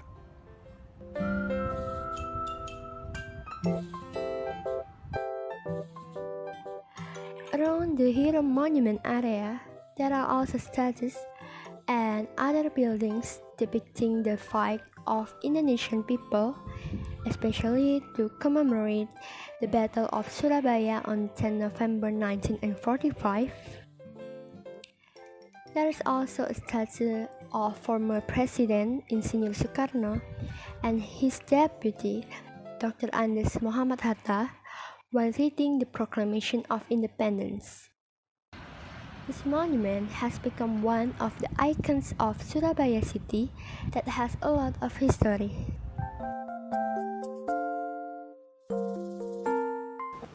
November Museum. Surabaya city cannot be separated from the Battle of Surabaya on 10 November 1945. Besides Heroes Monument as a historical building to commemorate the Battle of 10 November, there is also the 10 November Museum located not far from the Heroes Monument. The museum building is shaped like small pyramids.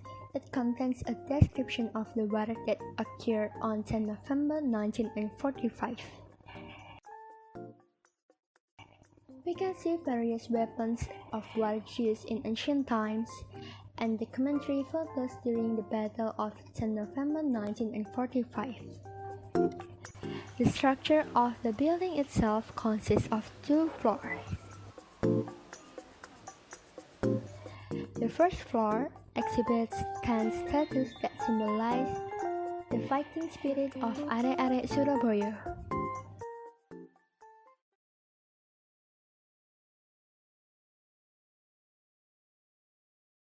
There is also a sociodrama of Bung Tomo's speech and a screening room. Putih, maka selama itu tidak akan kita mau menyerah kepada siapapun juga.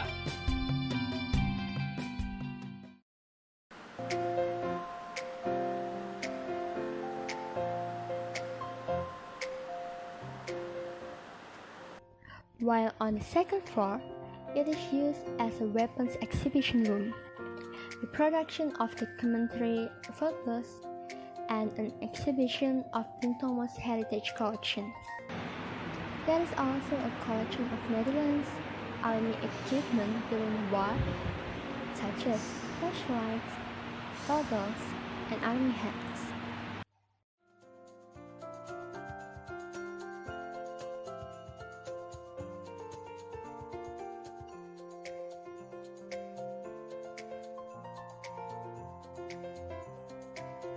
There is also a collection of major Sukarno's items, the reproduction of the commentary photos, and some dioramas.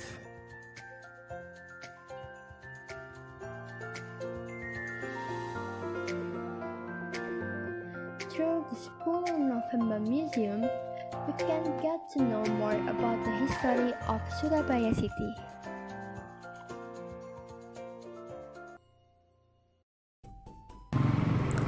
Jembatan Merah, or translated as the Red Bridge, is one of the historical places for Surabaya people. It was the place where the bloody war between the people and the colonials took place. That was the one of the inspired the name of the bridge. Although the name has nothing to do with the real color of the bridge, that's how the locals have called the bridge for years. The bridge spanned over the Kalimas River to connect the eastern part, which area the Chinatown and Arab residents, with the western part of the river, the European area. And it made this area become the business center in the Surabaya back then, and today become an important commercial area.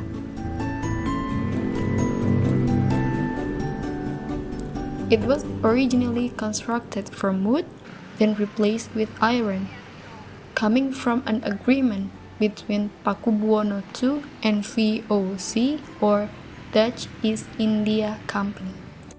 It was the place where Albertine Walter Southern Malaby, or for short AWS Malaby, the British Indian Army officer, and all his troops were killed by the local people.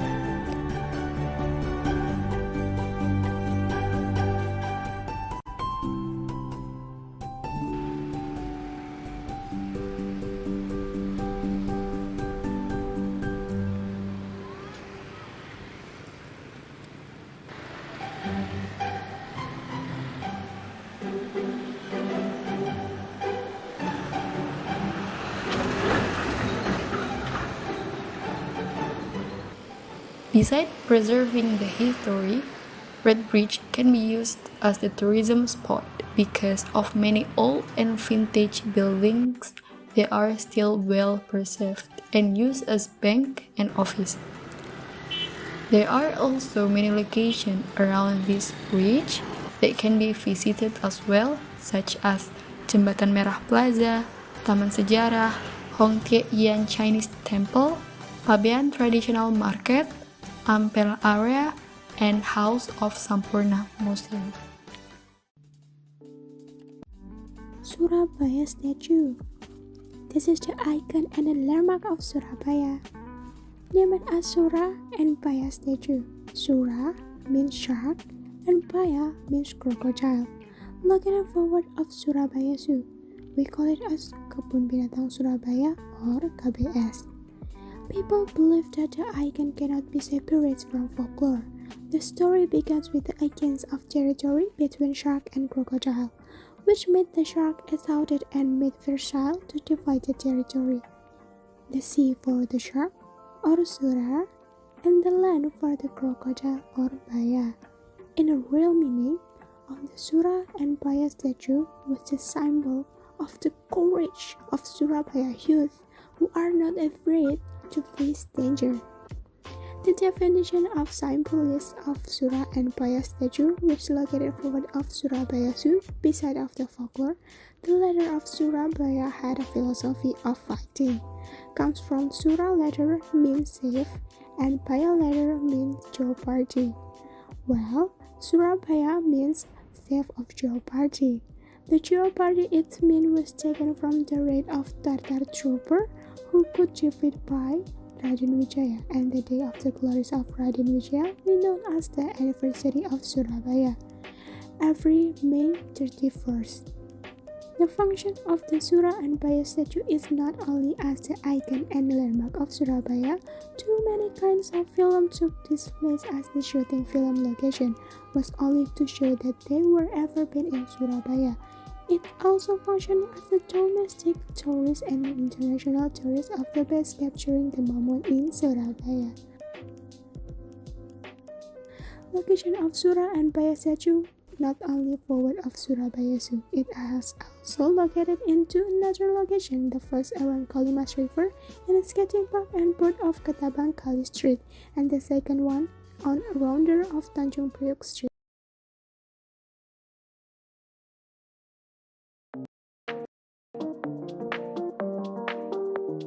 Introducing Surabaya Culinary.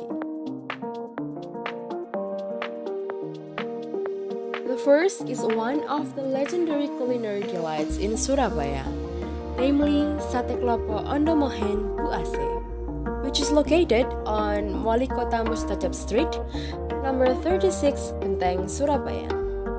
This place is very famous among the people in Indonesia. Many of artists in Indonesia have came to visit Sate Klopo in Surabaya.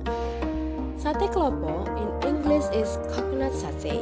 It's called coconut satay because the meat is marinated with peanut sauce and grated coconut before grilling. Then served with red onion, fresh raw chili, peanut sauce, and soy sauce. Because it is coated with coconut when making it, it makes the texture very soft, well marinated, and the coconut is not overpowering. Instead, it gives a savory impression when chewing the satay. Sate Klopo costs 24,000 rupiah for one serving. Now, we move to the second destination, Lontong Balap Pak Gender. It is located on Nation Professor Dr. Mustafa Street, number 11, Pacar Keling, Tambak Sari, Surabaya. Lontong Balap Pak Gendut has been started since 1956 by Pak Gendut. This place served lontong balap and scallop satay. This business is now continued by his children and has 2 branches in Surabaya. One portion of lontong balap consists of pieces of lontong, fried tofu, bento, and sprinkled with a lot of bean sprouts.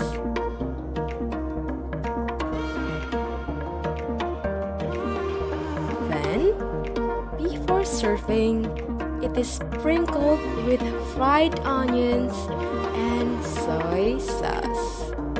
After that, it is given a fresh bean sprout broth. The last one, as a complement, We give the chili paste, or as known as petis in Surabaya, according to our taste. The taste created from the combination of lontong balap filling is very unique, spicy, delicious, and also refreshing. The price for one serving of lontong balap Pak Gendut is only 17,000 rupiahs.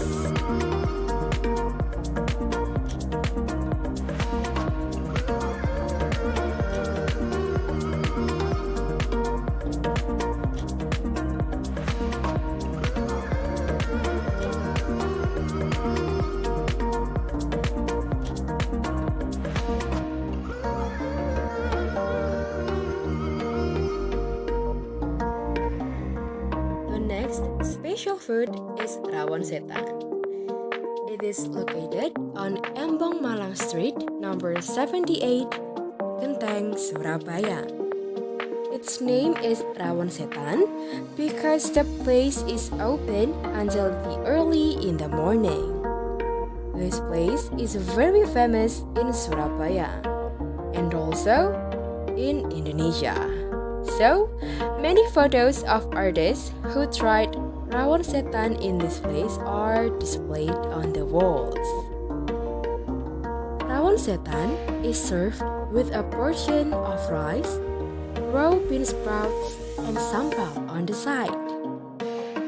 And many side dishes are available such as salted egg, fried beef lung, crocodile, and many more.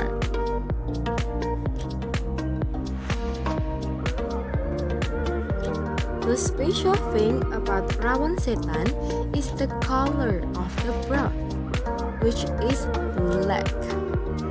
Moreover, the rawon broth is rich in spices and it has large chunks of meat.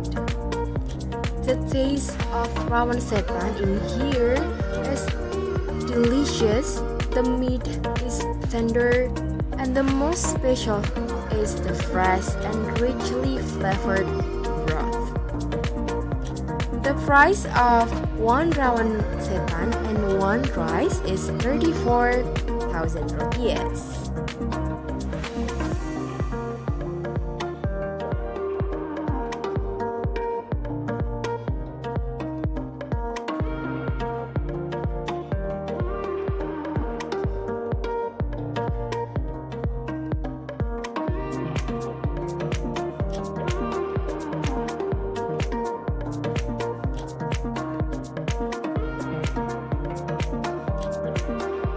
The last special food that we want to introduce is rujak cingur. It is located on Maspati Street, Bubutan, Surabaya. Rujak cingur use beef or buffalo muscle, while fruits and vegetables are served boiled or raw.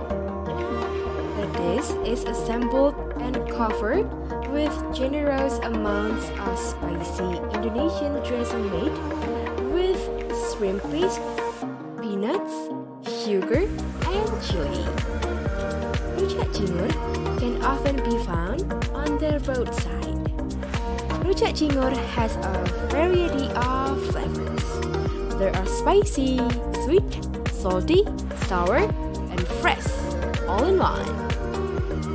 A very delicious and nutritious combination because of the fruits and vegetables. The price for one serving of rujak cingur is 12,000 rupiahs. Thank you for watching.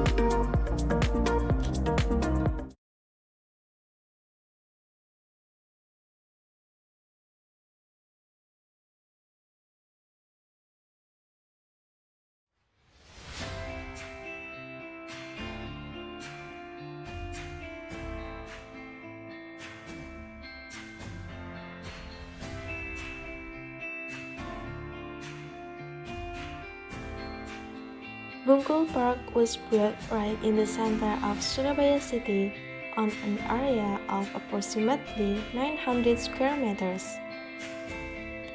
This park is in Bungkul village, and this village is no ordinary village. There once lived a highly respected public figure named Ki Ageng Supo. He is a descendant of Ki Gede or Ki Ageng from Majapahit, who lived around 14 until 1481.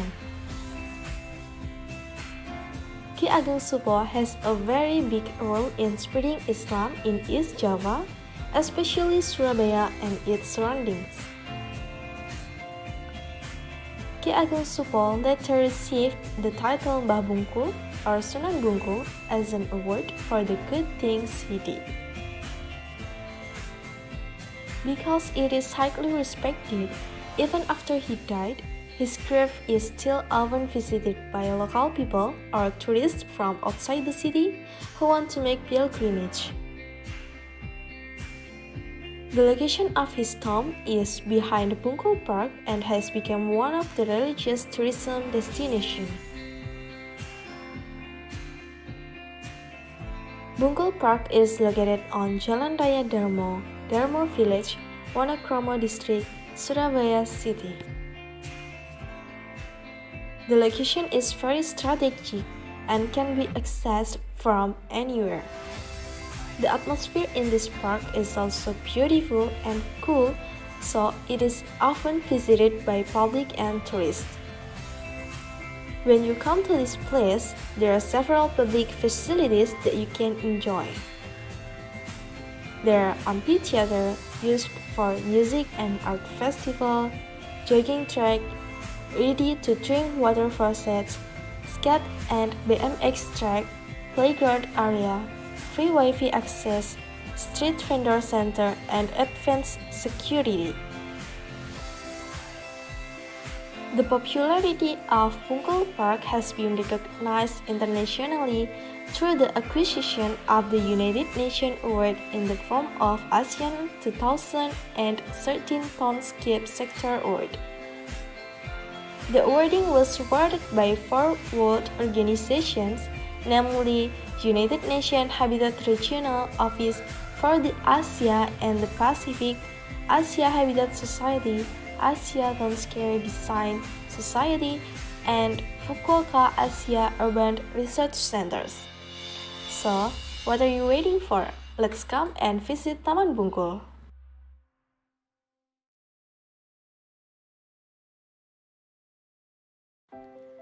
A monument and a small park will put in Surabaya, the capital city of East Java province in Indonesia, to symbolize the strong and many-year relationship between Indonesia and Korea, and also to pray for world peace.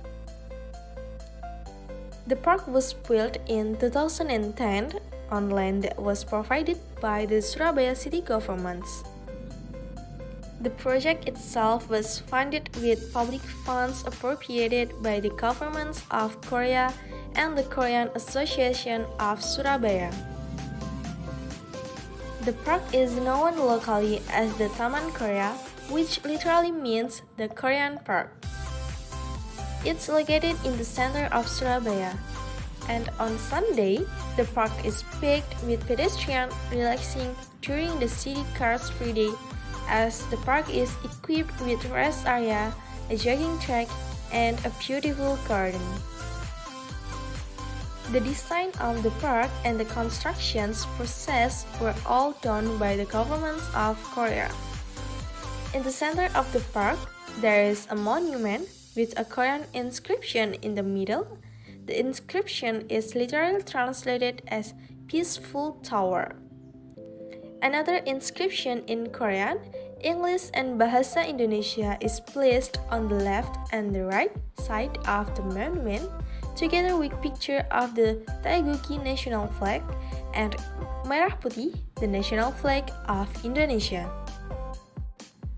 Surabaya is considered as the sister city of Busan, which is the second largest city in South Korea.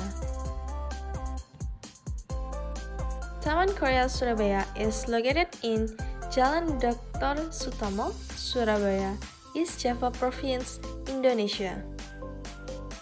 The location of Taman Korea Surabaya was chosen because of the large number of bilateral cooperation in various fields. This park may be small in size, but it has made a big contribution to the city as one of the city's green lungs, and it was built as a friendship symbol. The design is popular because it gives a South Korean style feel. So if you want to have feeling like in South Korea, you can visit Taman Korea.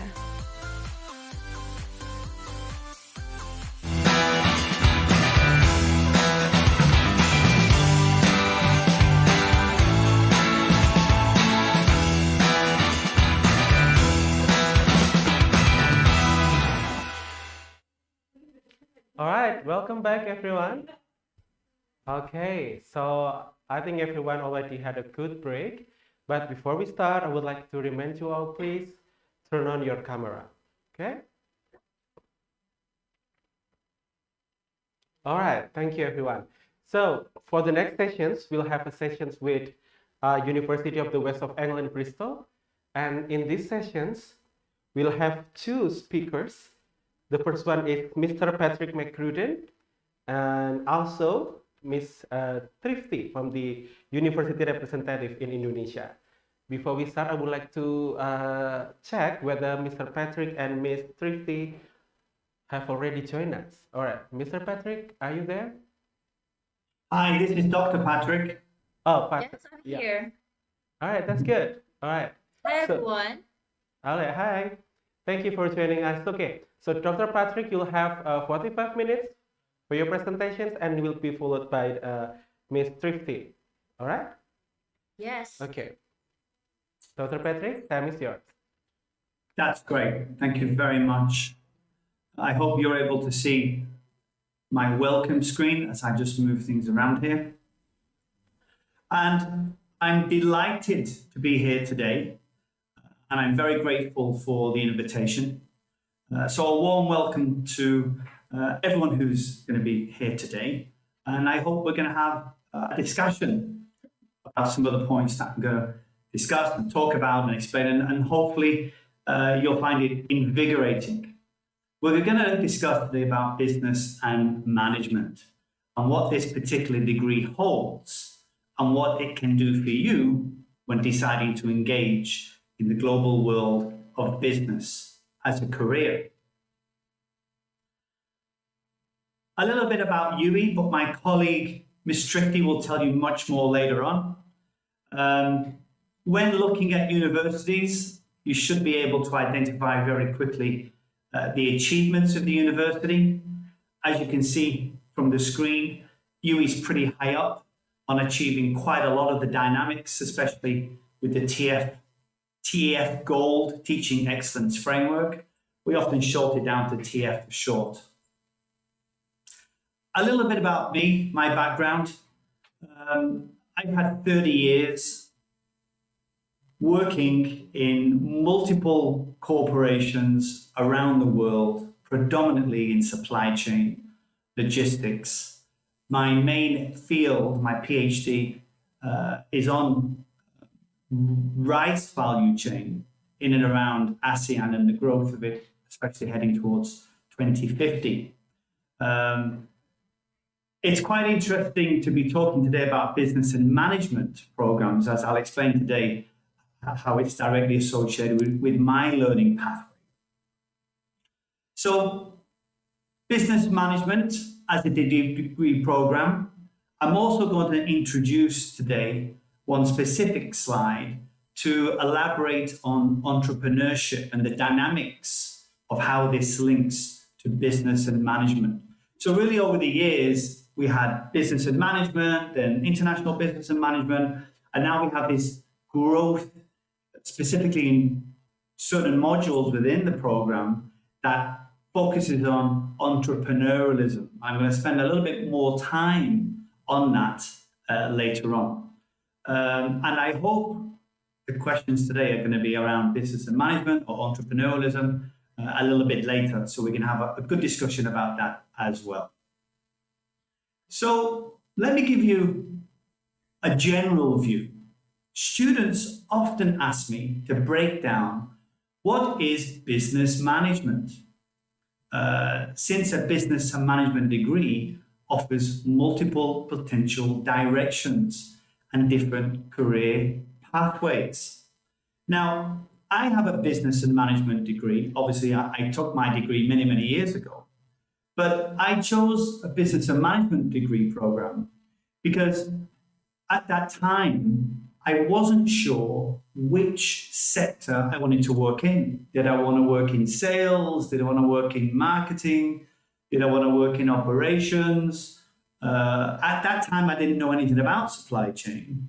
I engaged in that much later on. But my primary direction for the business and management program was I'm an outgoing person. So I wanted to be involved with talking to people, working with people, getting things done. I'm not a finance and accounting person.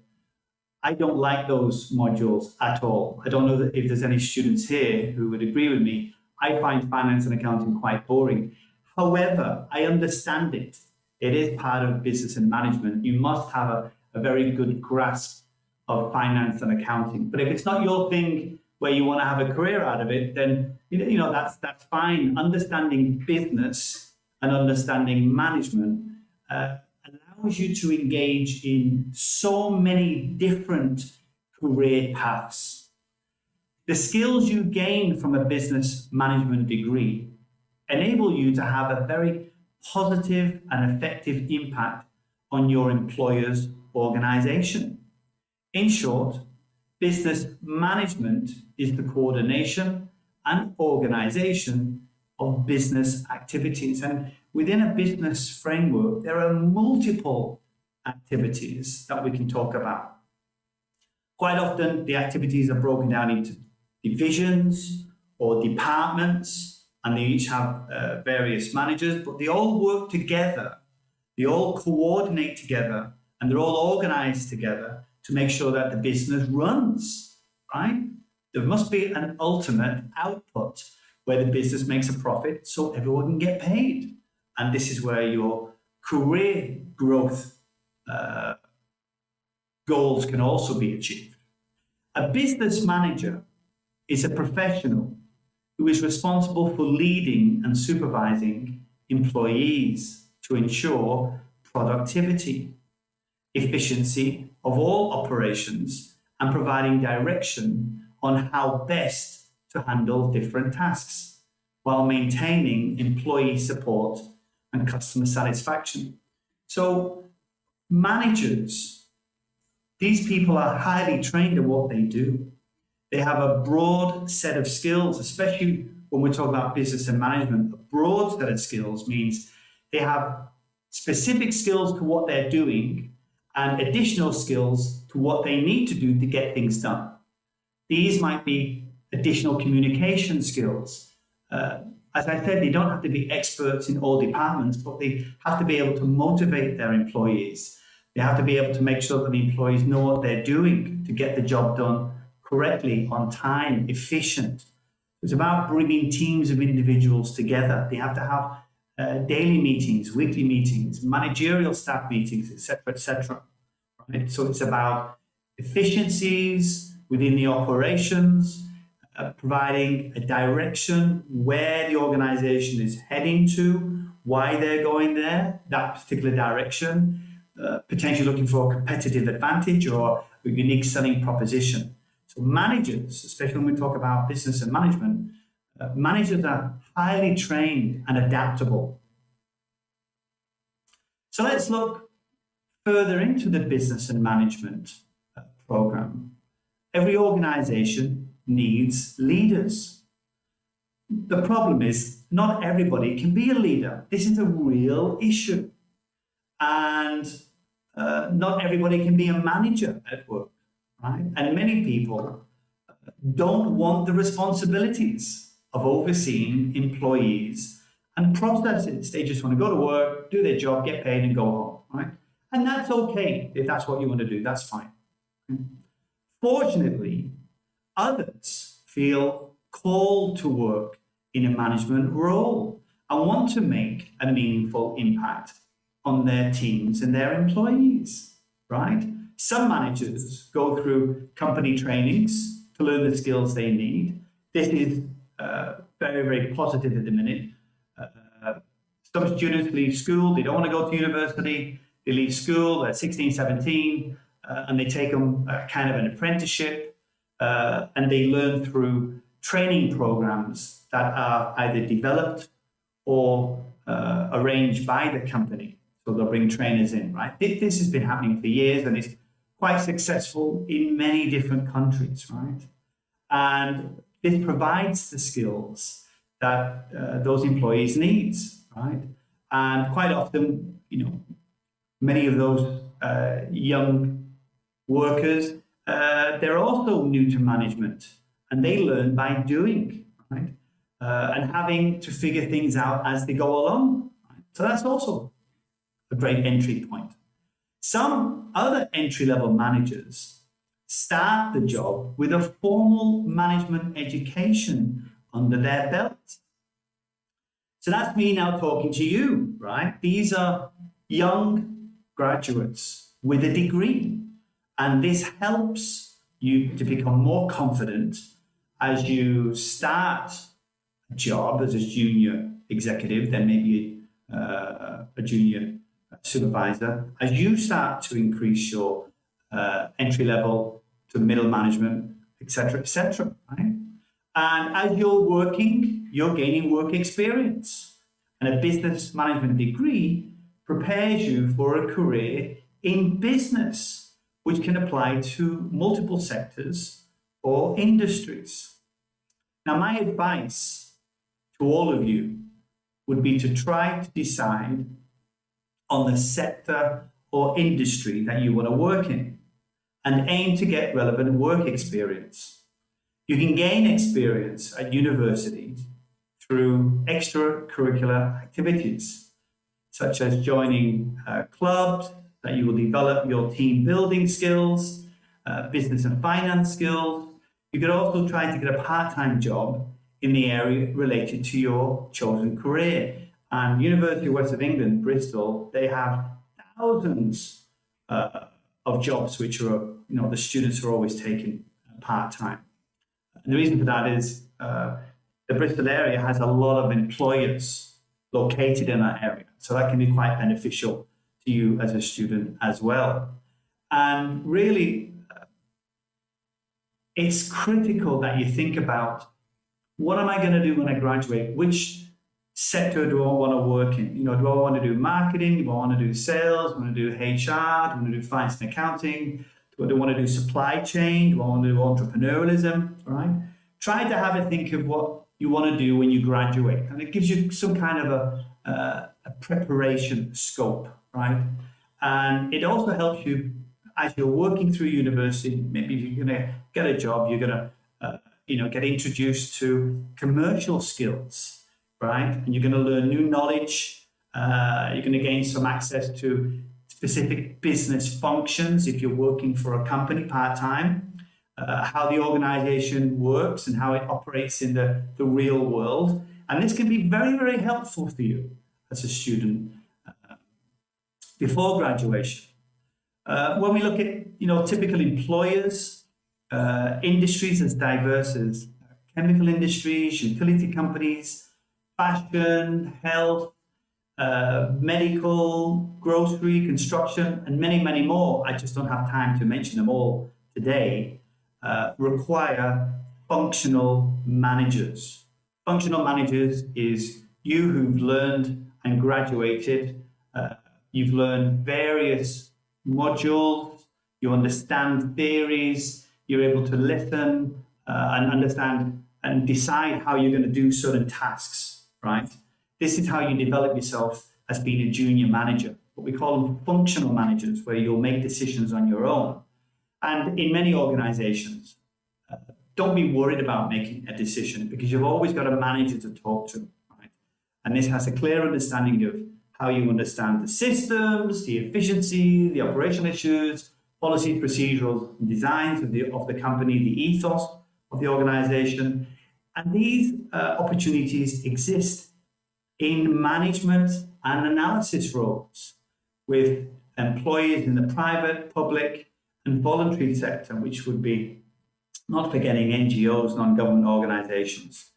And it just is something desirable by many organizations across the world, that they're looking for young graduates who have some ideas about theories, working procedures, habits. They have an idea about operations. It just helps you engage in the organization much faster. And there are many organizations, especially in the UK, who offer graduate training schemes. And these are large employers, or there are some even small employers with less than 50 employees, where they focus on commercial roles.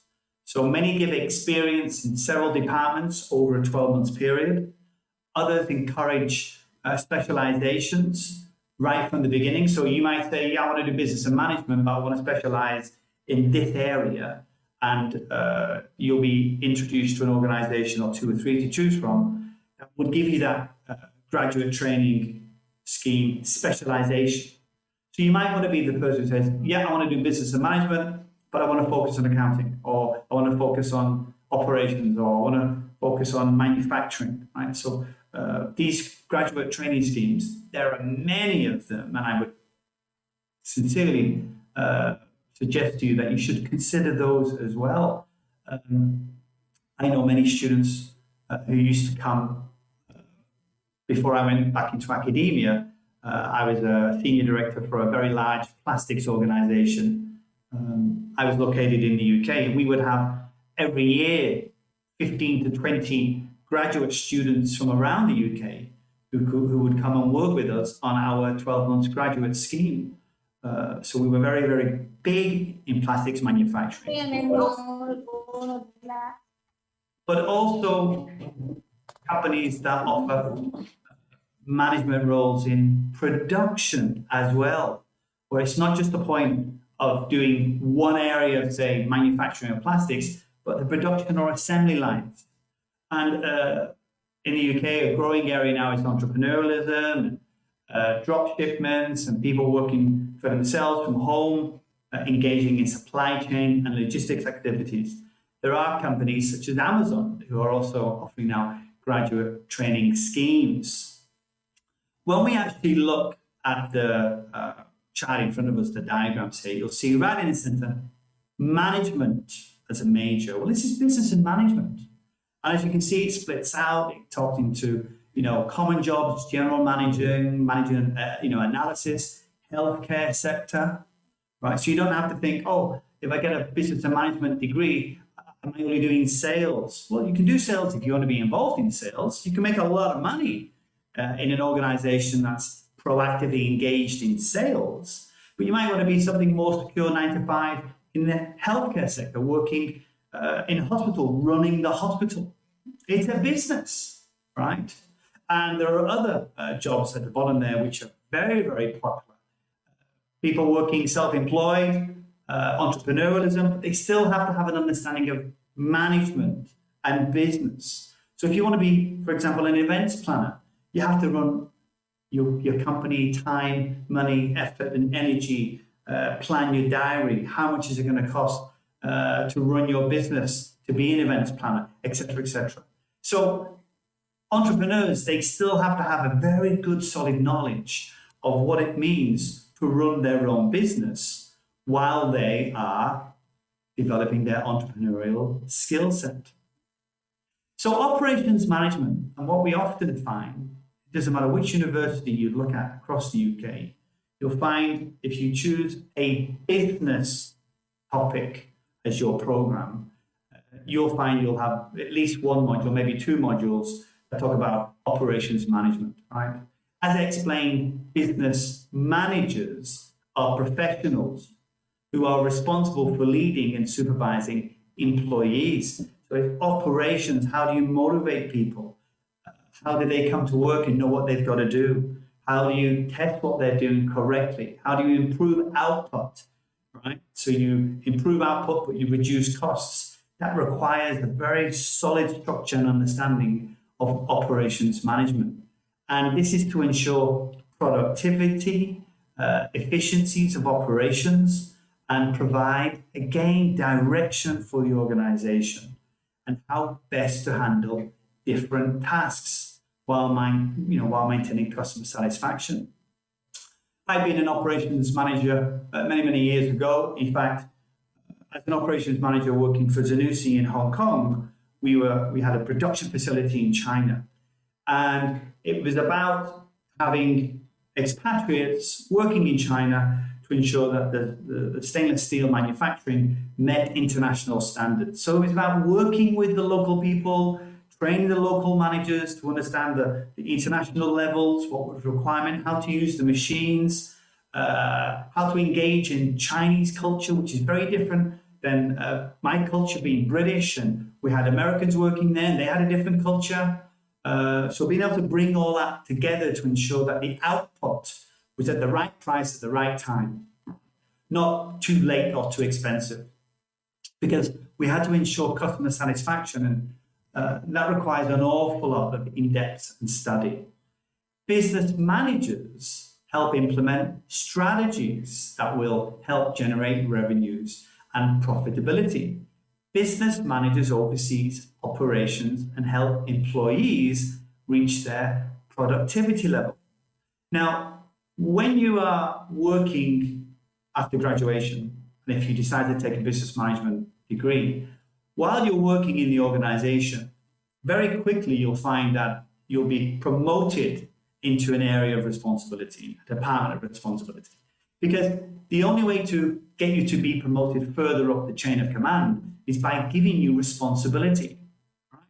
So a business manager may also survive or train new employees, help a business reach its operational and financial objectives. So you're not just going to work and doing a job, but you're going to work doing a job and maybe you're supervising other people, or you're training new workers, or you're going to check that what's being produced is what's correct, if it's right on time, right specification, it hasn't been damaged, it's exactly how it should be. This is your potential responsibilities, and as you get better at those tasks, you'll be given more responsibilities, which often include a pay rise and maybe a promotion. Right? I recall this great quote from the legendary big thinker Albert Einstein. Right? This captures the essence of leadership so well. A leader is one who, out of the clutter, brings simplicity, out of discord, harmony, out of difficulty, opportunity. Today's workplace needs leaders.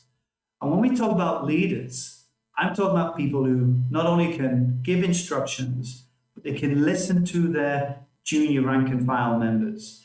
They can embrace different opinions. They can say, yeah, you've got one idea, but you can speak to the group and say, have you got any ideas that might make this faster, better, cheaper, more affordable?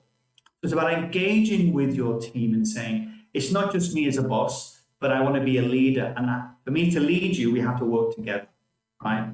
So today's workforce need leaders to set the right direction and foster a positive culture that companies need to survive and thrive. Gone are the days when a boss was a boss, where you go to work and somebody would say, you do this, you do this, you do this, and I'll speak to you later. Now it's about communication, strong communication. Today's generation, when we talk about Gen Zs, I think most of you here today would be Gen Z, so you'd be under the age of 24. You look at leadership as being something that you would prefer than being told what to do. You want to have your voice heard as well. So this is why, as I mentioned a moment ago, businesses need leaders. Right? If leading people is something you believe in your heart that you're good at, or if you would like to acquire these skills, remember, being a leader is not about being born as a leader. You can acquire these skills. At UE, we can teach you over the course of the program how to be a great leader, right? Studying management theories and best practices will develop the leader in you. So once you understand these are the management structures, the skill set, these are the theories, how do we put them together? You might have human resource management ideas, organizational ideas, operational ideas. How do you bring these together and motivate your workforce? Business managers are always in demand because of their skill set and experience, exceptional organizational and leadership skills, outstanding communication skills, and interpersonal capabilities through understanding of diverse business processes and strategic development. Excellent knowledge of specific programs, whether they're Microsoft Office programs, database systems, SAP, information systems, ERP systems, having a good understanding of research methods and data analysis techniques. All of those, there are a list of characteristics that good business managers have. Right? And this is what you will learn, how to understand these, not only reading about it, but practicing these on various assignments and group activities that you'll have to engage in.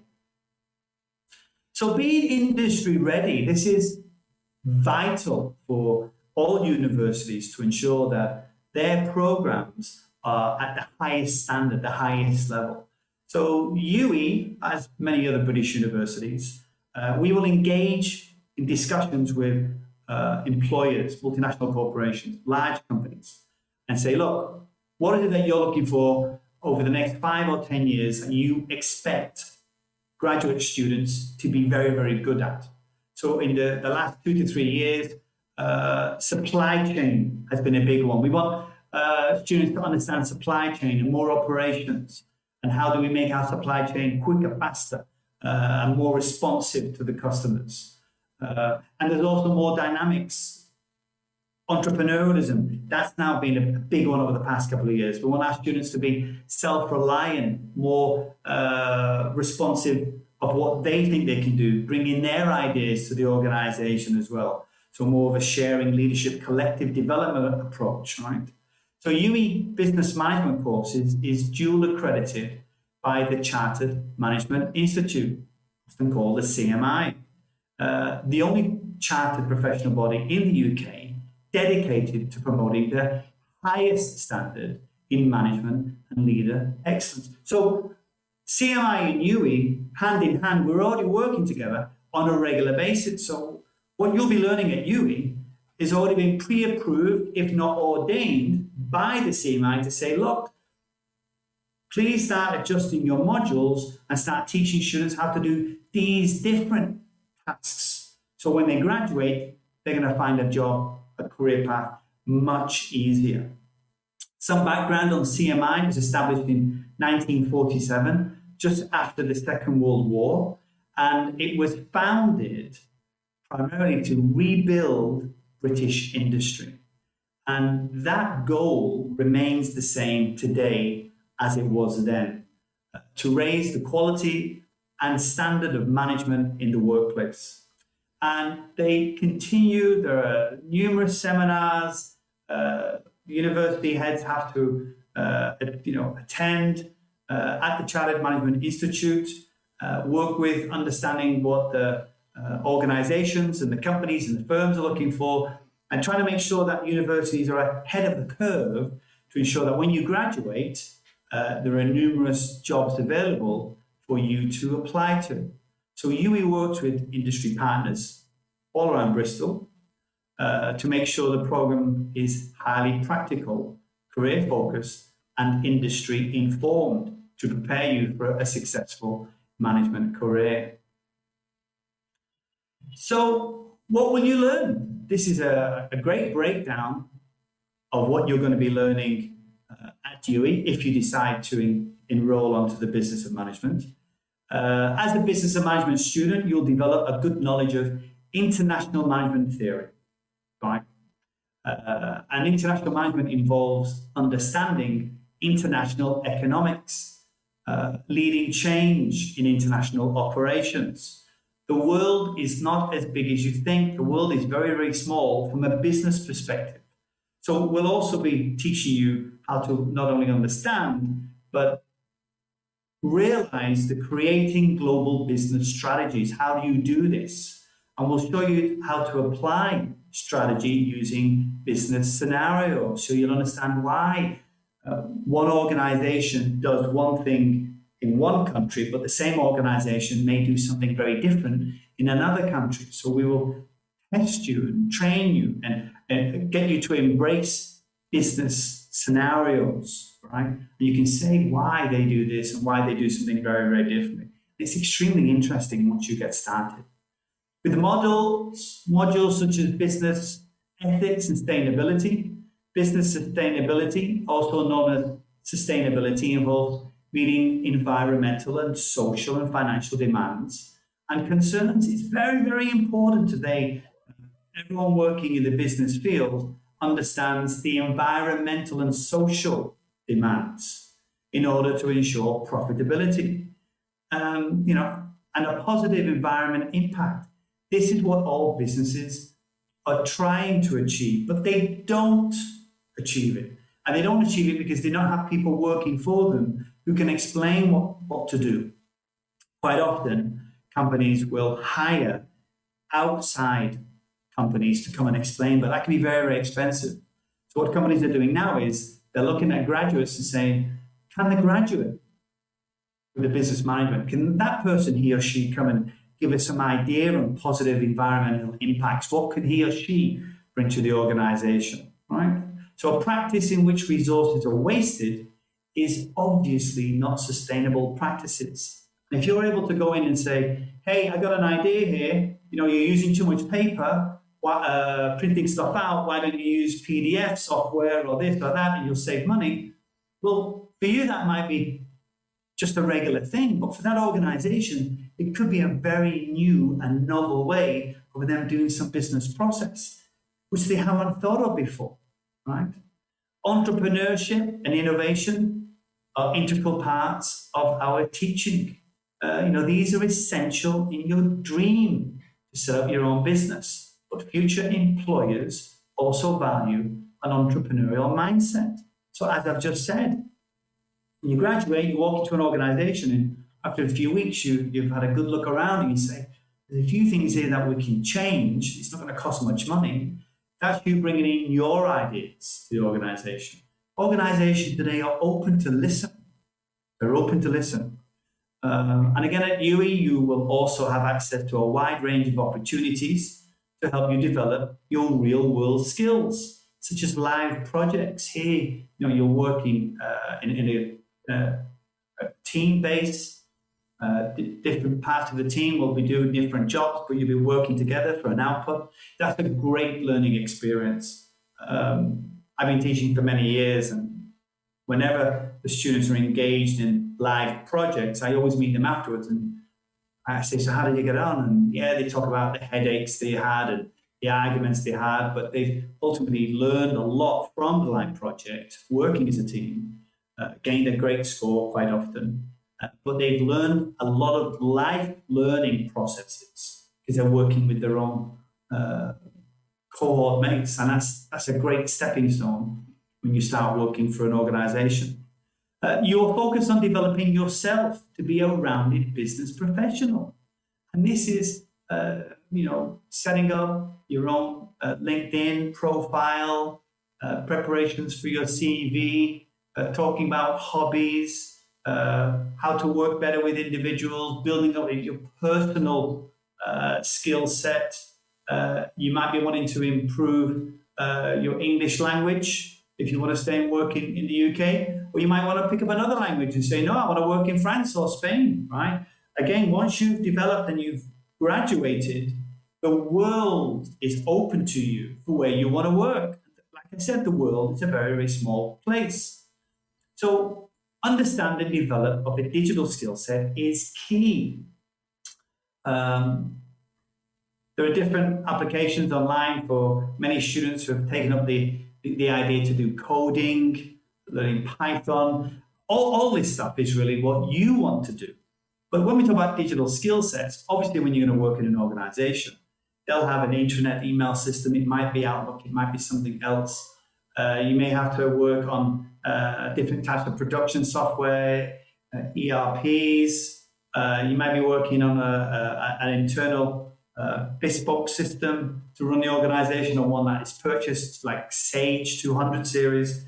But they'll give you training on how to engage in those systems. These are very expensive systems that the company has purchased, right? So having a digital skill set and being prepared to learn new things is a key attribute in business today for graduate students. So broadly defined as the skills needed to use digital devices, communication applications, network access, management informations, different types of database systems, and that's just to mention a few, right?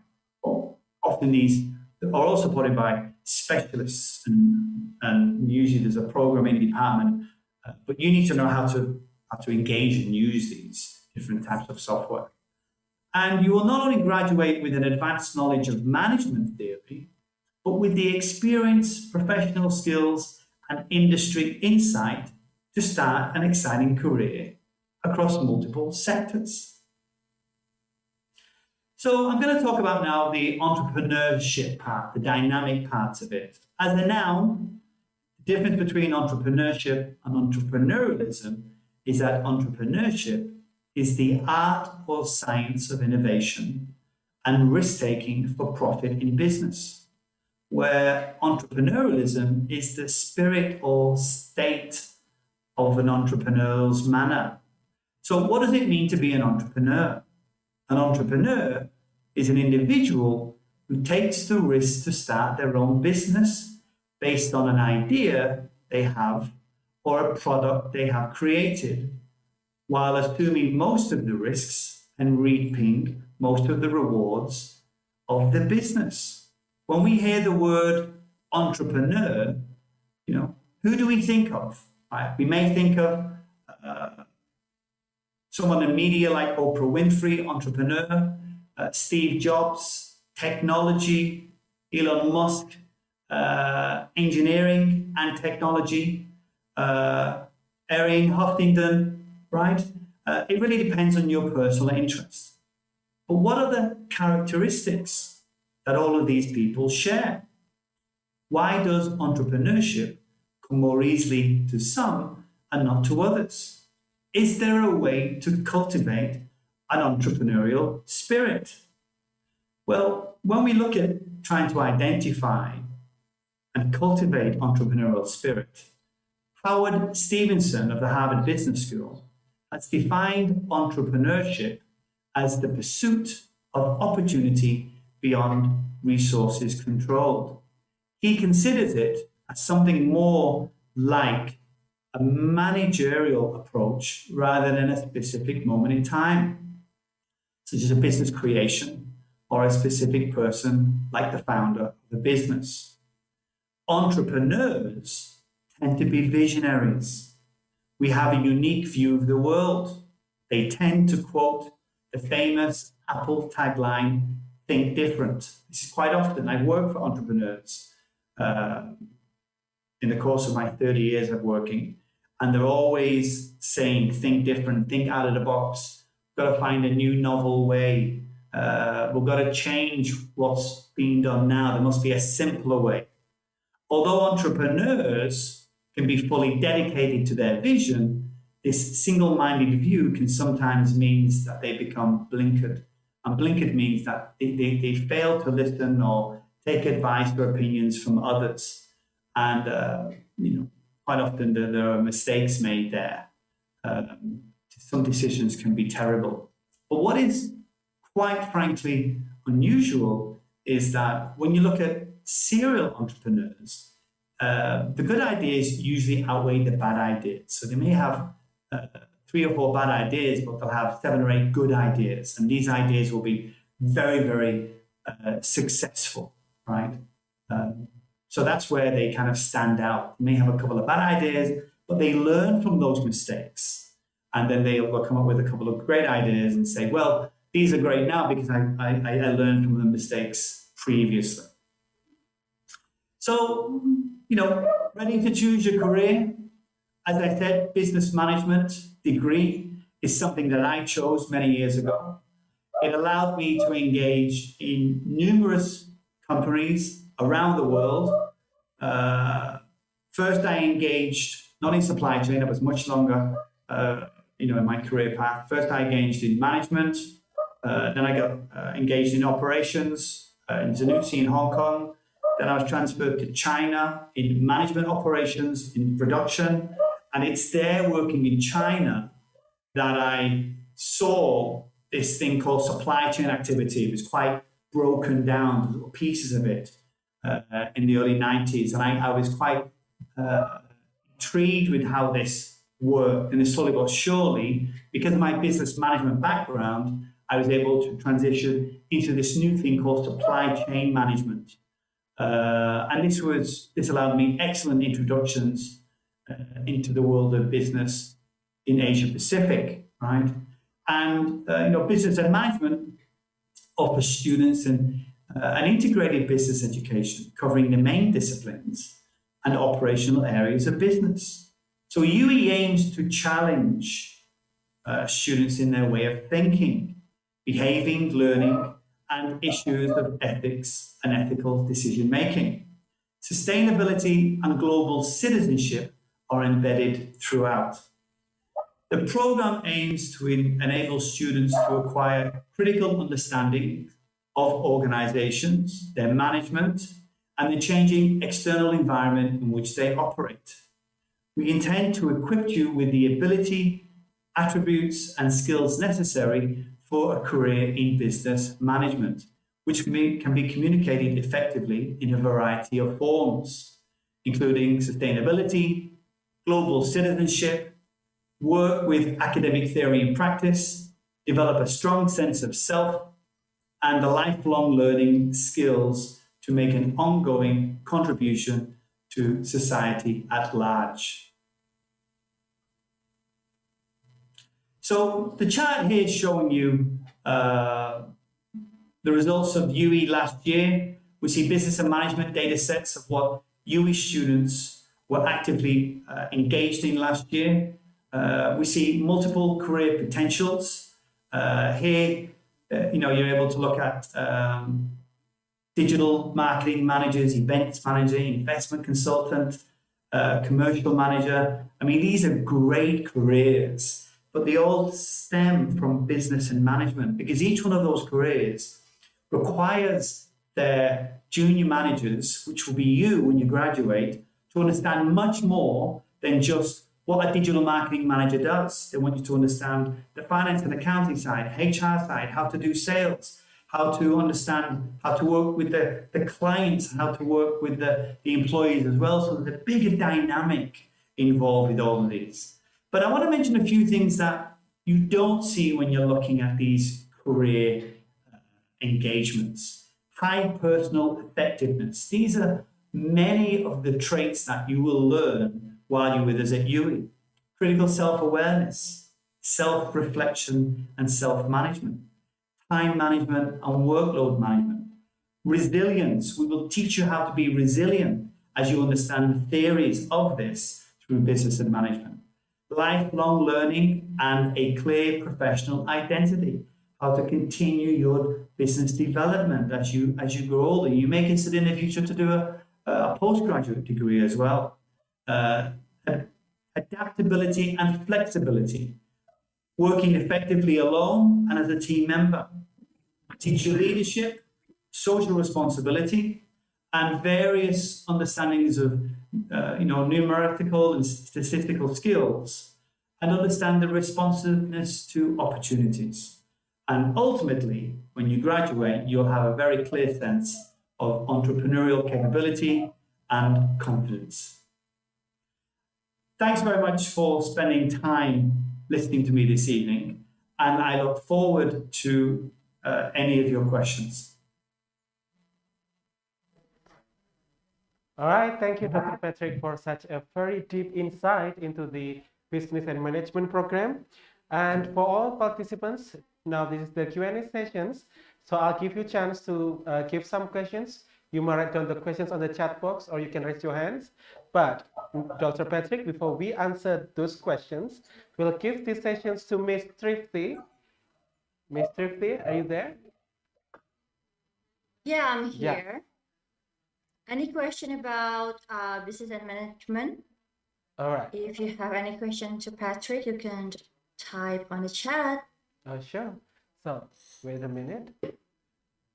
All right. Okay. So while we are waiting for the questions, so I just wondered that this business and management program, are there any previous what is it? The degree? I mean, do they need to come from the business and management program to join the master degree in business management, or they could come from different degree? Okay, over to you, Patrick.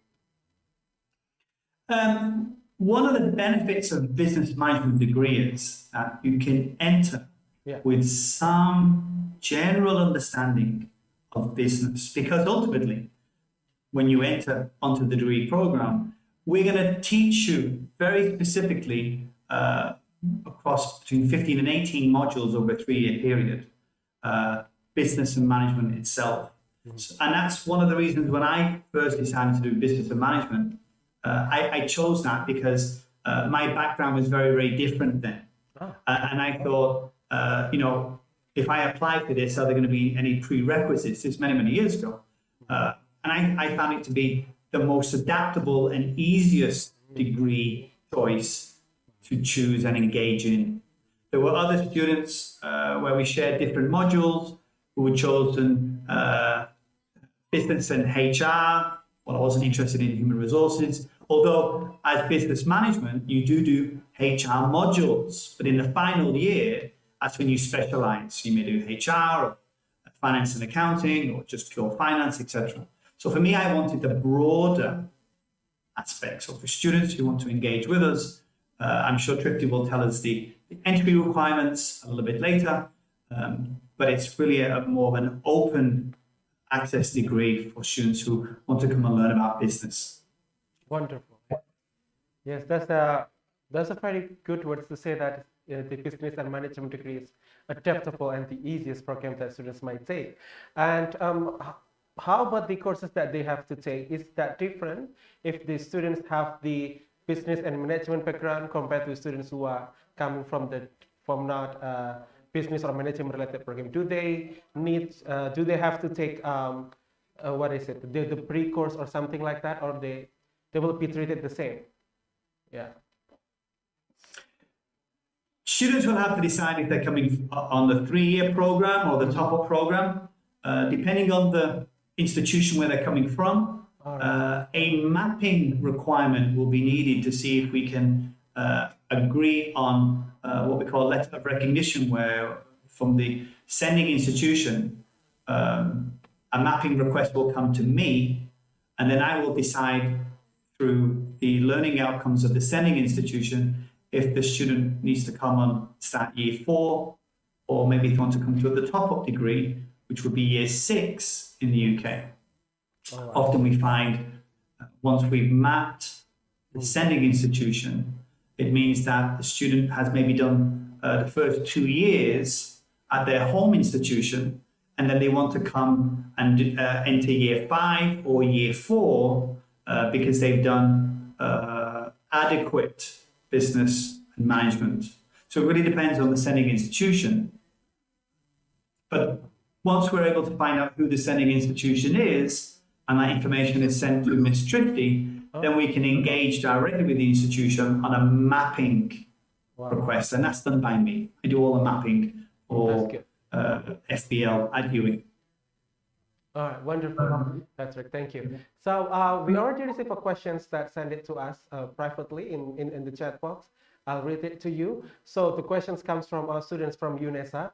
Are there any kind of short course or summer course program at the university so that we could have a glimpse of a view of how learning is running in the university? Are there any program like that so we could just have maybe like a month or 3 weeks program just to know about the learning activity at the university? That's a great question. I provide specific bridging programs. At the moment, we've been providing these into China only because we arranged this last year. We can actually invite other students from around the region. It's just a question of us providing the link and they can join us. What I can tell you is this August, I think it's Monday, August 19, up till the Friday, I'll be presenting a 20-hour, 4-hour per day with a break, a lunch, business strategy module. This is really to prepare the Chinese students, also Taiwanese students and students from Indonesia. And I think maybe some Indonesian students will be joining us in West Malaysia, where they can join me. It's free. It's provided by UE Asia Pacific. It's conducted by me. As I said, it's 20 hours. It's supported by YouTube videos that I've selected. It's supported by multiple quick quizzes through SurveyMonkey. So if the student takes the quiz and they don't get a high grade, they can do it again and find out where they made a mistake. And the students can download all the material, which is PDF driven.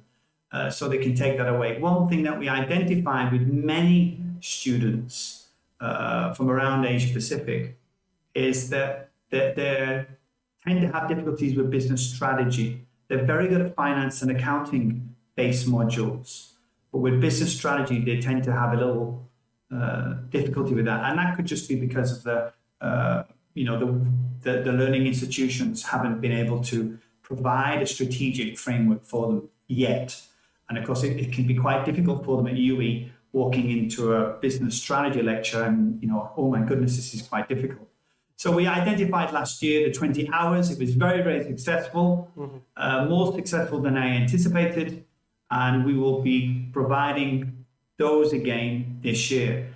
To answer the question in greater depth, we are providing and developing a bridging program for students who want to get a fundamental understanding of business strategy. But this will be 5 modules over a semester. So it's roughly about 90 minutes per week. And again, we haven't yet decided, but that could be open for students who wanted to join as well. That could be something that could be considered. But again, we've got different timelines when it's going to be delivered. That business program has actually been requested by our Chinese partners, and they're paying for that because of the amount of hours. And it's also linked with an English language course as well. So there's 2 options there that can be discussed at a later date. Well, that's very interesting, Patrick. Very interesting. So we already got another questions from our participants. All right, wait a minute. So it's already on the chat, but I'll read it to you. Okay. So I want to ask about a quote from someone famous, Jack Ma. One said that he gathers smart people. His job is to make them work together. What does it mean? Is that also a part of management learning? So it's based on the quote by Jack Ma, who said that he gathers smart people and his job is to make them work together. What does that mean? Or is that also a part of the management leadership? Thank you for the question. Actually, Jack Ma stole that from business theory back in the 1960s. Wow. He just publicized it and said, this is how great he is. He gets smart people and they do all the work. Nonsense, really, for him to say that. But it's okay. He was live on some stream. Sure. Anytime you bring people together, you are performing a leadership role, especially if you're encouraging them to do something that you want them to do. It is part of management to introduce what we call an open book of discussion. I'm the manager, I'm responsible to do a certain task. You work in the same department, how can we do this task successfully? So good leadership starts with communication. And communication is a fundamental pillar of management. And as I mentioned in my lecture a few months ago, I spoke about when I was working for Zanussi, multinational stainless steel manufacturer in Hong Kong, but our manufacturing plants were in China. And we had to work with local manufacturers, local people. We had people coming in from the US. They had me coming in from the UK. We had to find a way of communicating effectively to ensure that all the smart people in the room, including the local people who were running the business, who were running the machines, we all were able to communicate effectively to get the job done as required by the purchase order. So it's key not only to leadership is not about giving orders, instructions. Leadership is about uniting your workforce together, your team together, to ensure that everyone understands what is required of them to achieve the outcome. What is required of us to come together to make sure we can do our job successfully and make a profit for the organization. That's the fundamental key. And this is why I mentioned leadership, and I said, this is not about being a boss. Bosses fail because people get disgruntled if a boss is complaining or shouting at them. Leaders lead, people follow leaders. And you'll always find great companies are successful because they employ great managers who are leaders. All right. Thank you. Thank you. That's a very interesting explanation. It makes us want to learn more about this leadership and management. Wonderful, Dr. Patrick. Thank you so much. But however, we're already running out of time. So maybe on this session, Dr. Patrick or Ms. Trifty, you have some words to say to our participants. So our participants are mostly students. Maybe you have some words to say to them before we end our sessions. Yeah, if you are interested to study business and management, you need to go for it. And I know like most of you are undergraduate student in Unesa, but if you have any plan to go to the postgraduate course at UWI Bristol, you can simply contact IDP or contact me as well. IDP will help you to connect with me to proceed with your application if you are interested to study at UWI Bristol. And may I share some pictures of UWI Bristol? So that's fine.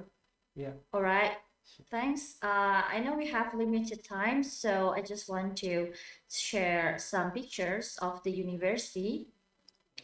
I'm not sure if you are familiar where is Bristol City, but it's just next to London.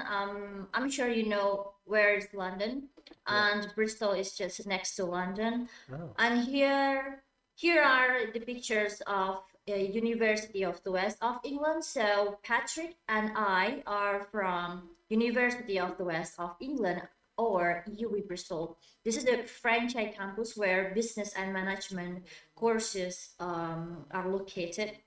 So if you go to the postgraduate course at UWI Bristol, you will go here. And this is the Glenside campus where all of the health courses are located. If you are interested in studying health courses, you will be here. And this is Bauer Aston campus. It's all about art and design. So it's all about arts and creative industries. If you are interested to study cultural industries courses, you will be here. And we also have some places to study art and design. If you are interested to go for postgraduate courses at UWI Bristol, you need to have minimum GPA is 2.8, and you need to have IELTS certificate. It's minimum you need to have 6.5, and as Patrick explained before, having related course in your undergraduate degree like business and management related is something will be better. Yeah, I think because of the limited time, I just only share the pictures. Just want to let you know that you can do IELTS test as well with us for free, and it's online.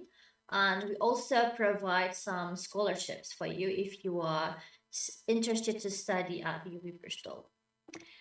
Any question about studying in the UK? If you want to have higher education in the UK, especially at UB Bristol, you only provide some documents like CV, transcript, IELTS, reference letter, and motivation letter. But anyway, IDP will help you. Miss Tuti from IDP will help you to proceed with the application's requirements. And I'm here in Indonesia, so I'll help you as well um, if you have any plan to go for postgraduate study in the UK. Okay, I think that's all from me as we have limited time as well. I will give it back to the moderator. If I can answer the last question, because it's a great question, where Golan has asked, business management graduates, are they going to compete? It's a great question, and let me tell you what happens. All the graduates who focus on a specific department, such as finance or accounting, they will concentrate in working in that department alone, and that's where they want to get their career pathway, right?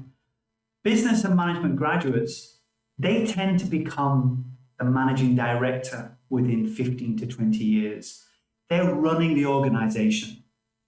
They have an understanding of all the departments, but they specialize in running the business.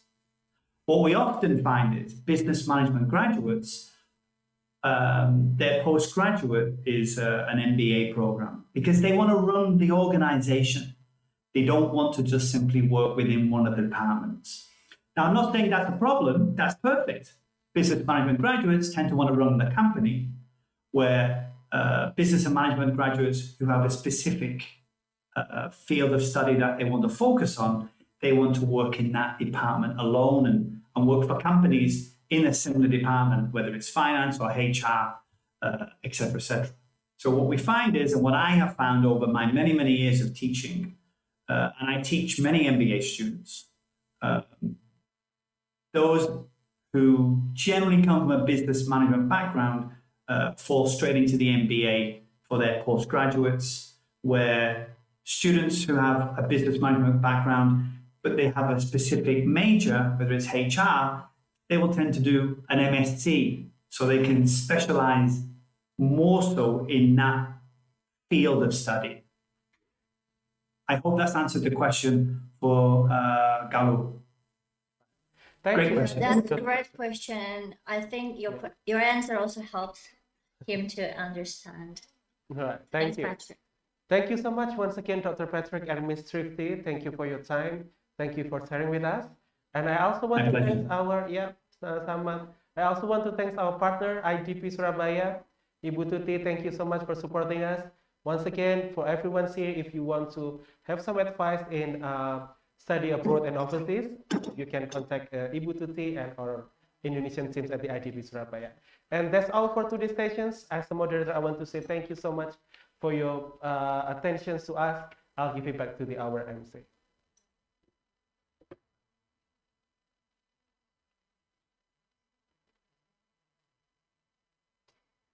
Well, ladies and gentlemen, that is the end for today. Thank you very much for the speakers, the officers, the participants, and also to IDP for your support for succeeding this event. We hope the courses could be useful for us. Last but not least, don't forget to fill the exit ticket and be ready for tomorrow, 4 p.m. Indonesian time and 5 p.m. Filipino time. I would like to remind the participants to do an assignment, to write an essay about what you learn and what you get from the courses. And please prepare your presentation for the final project. The submission link will be given on a WhatsApp group. Okay, see you tomorrow. Goodbye.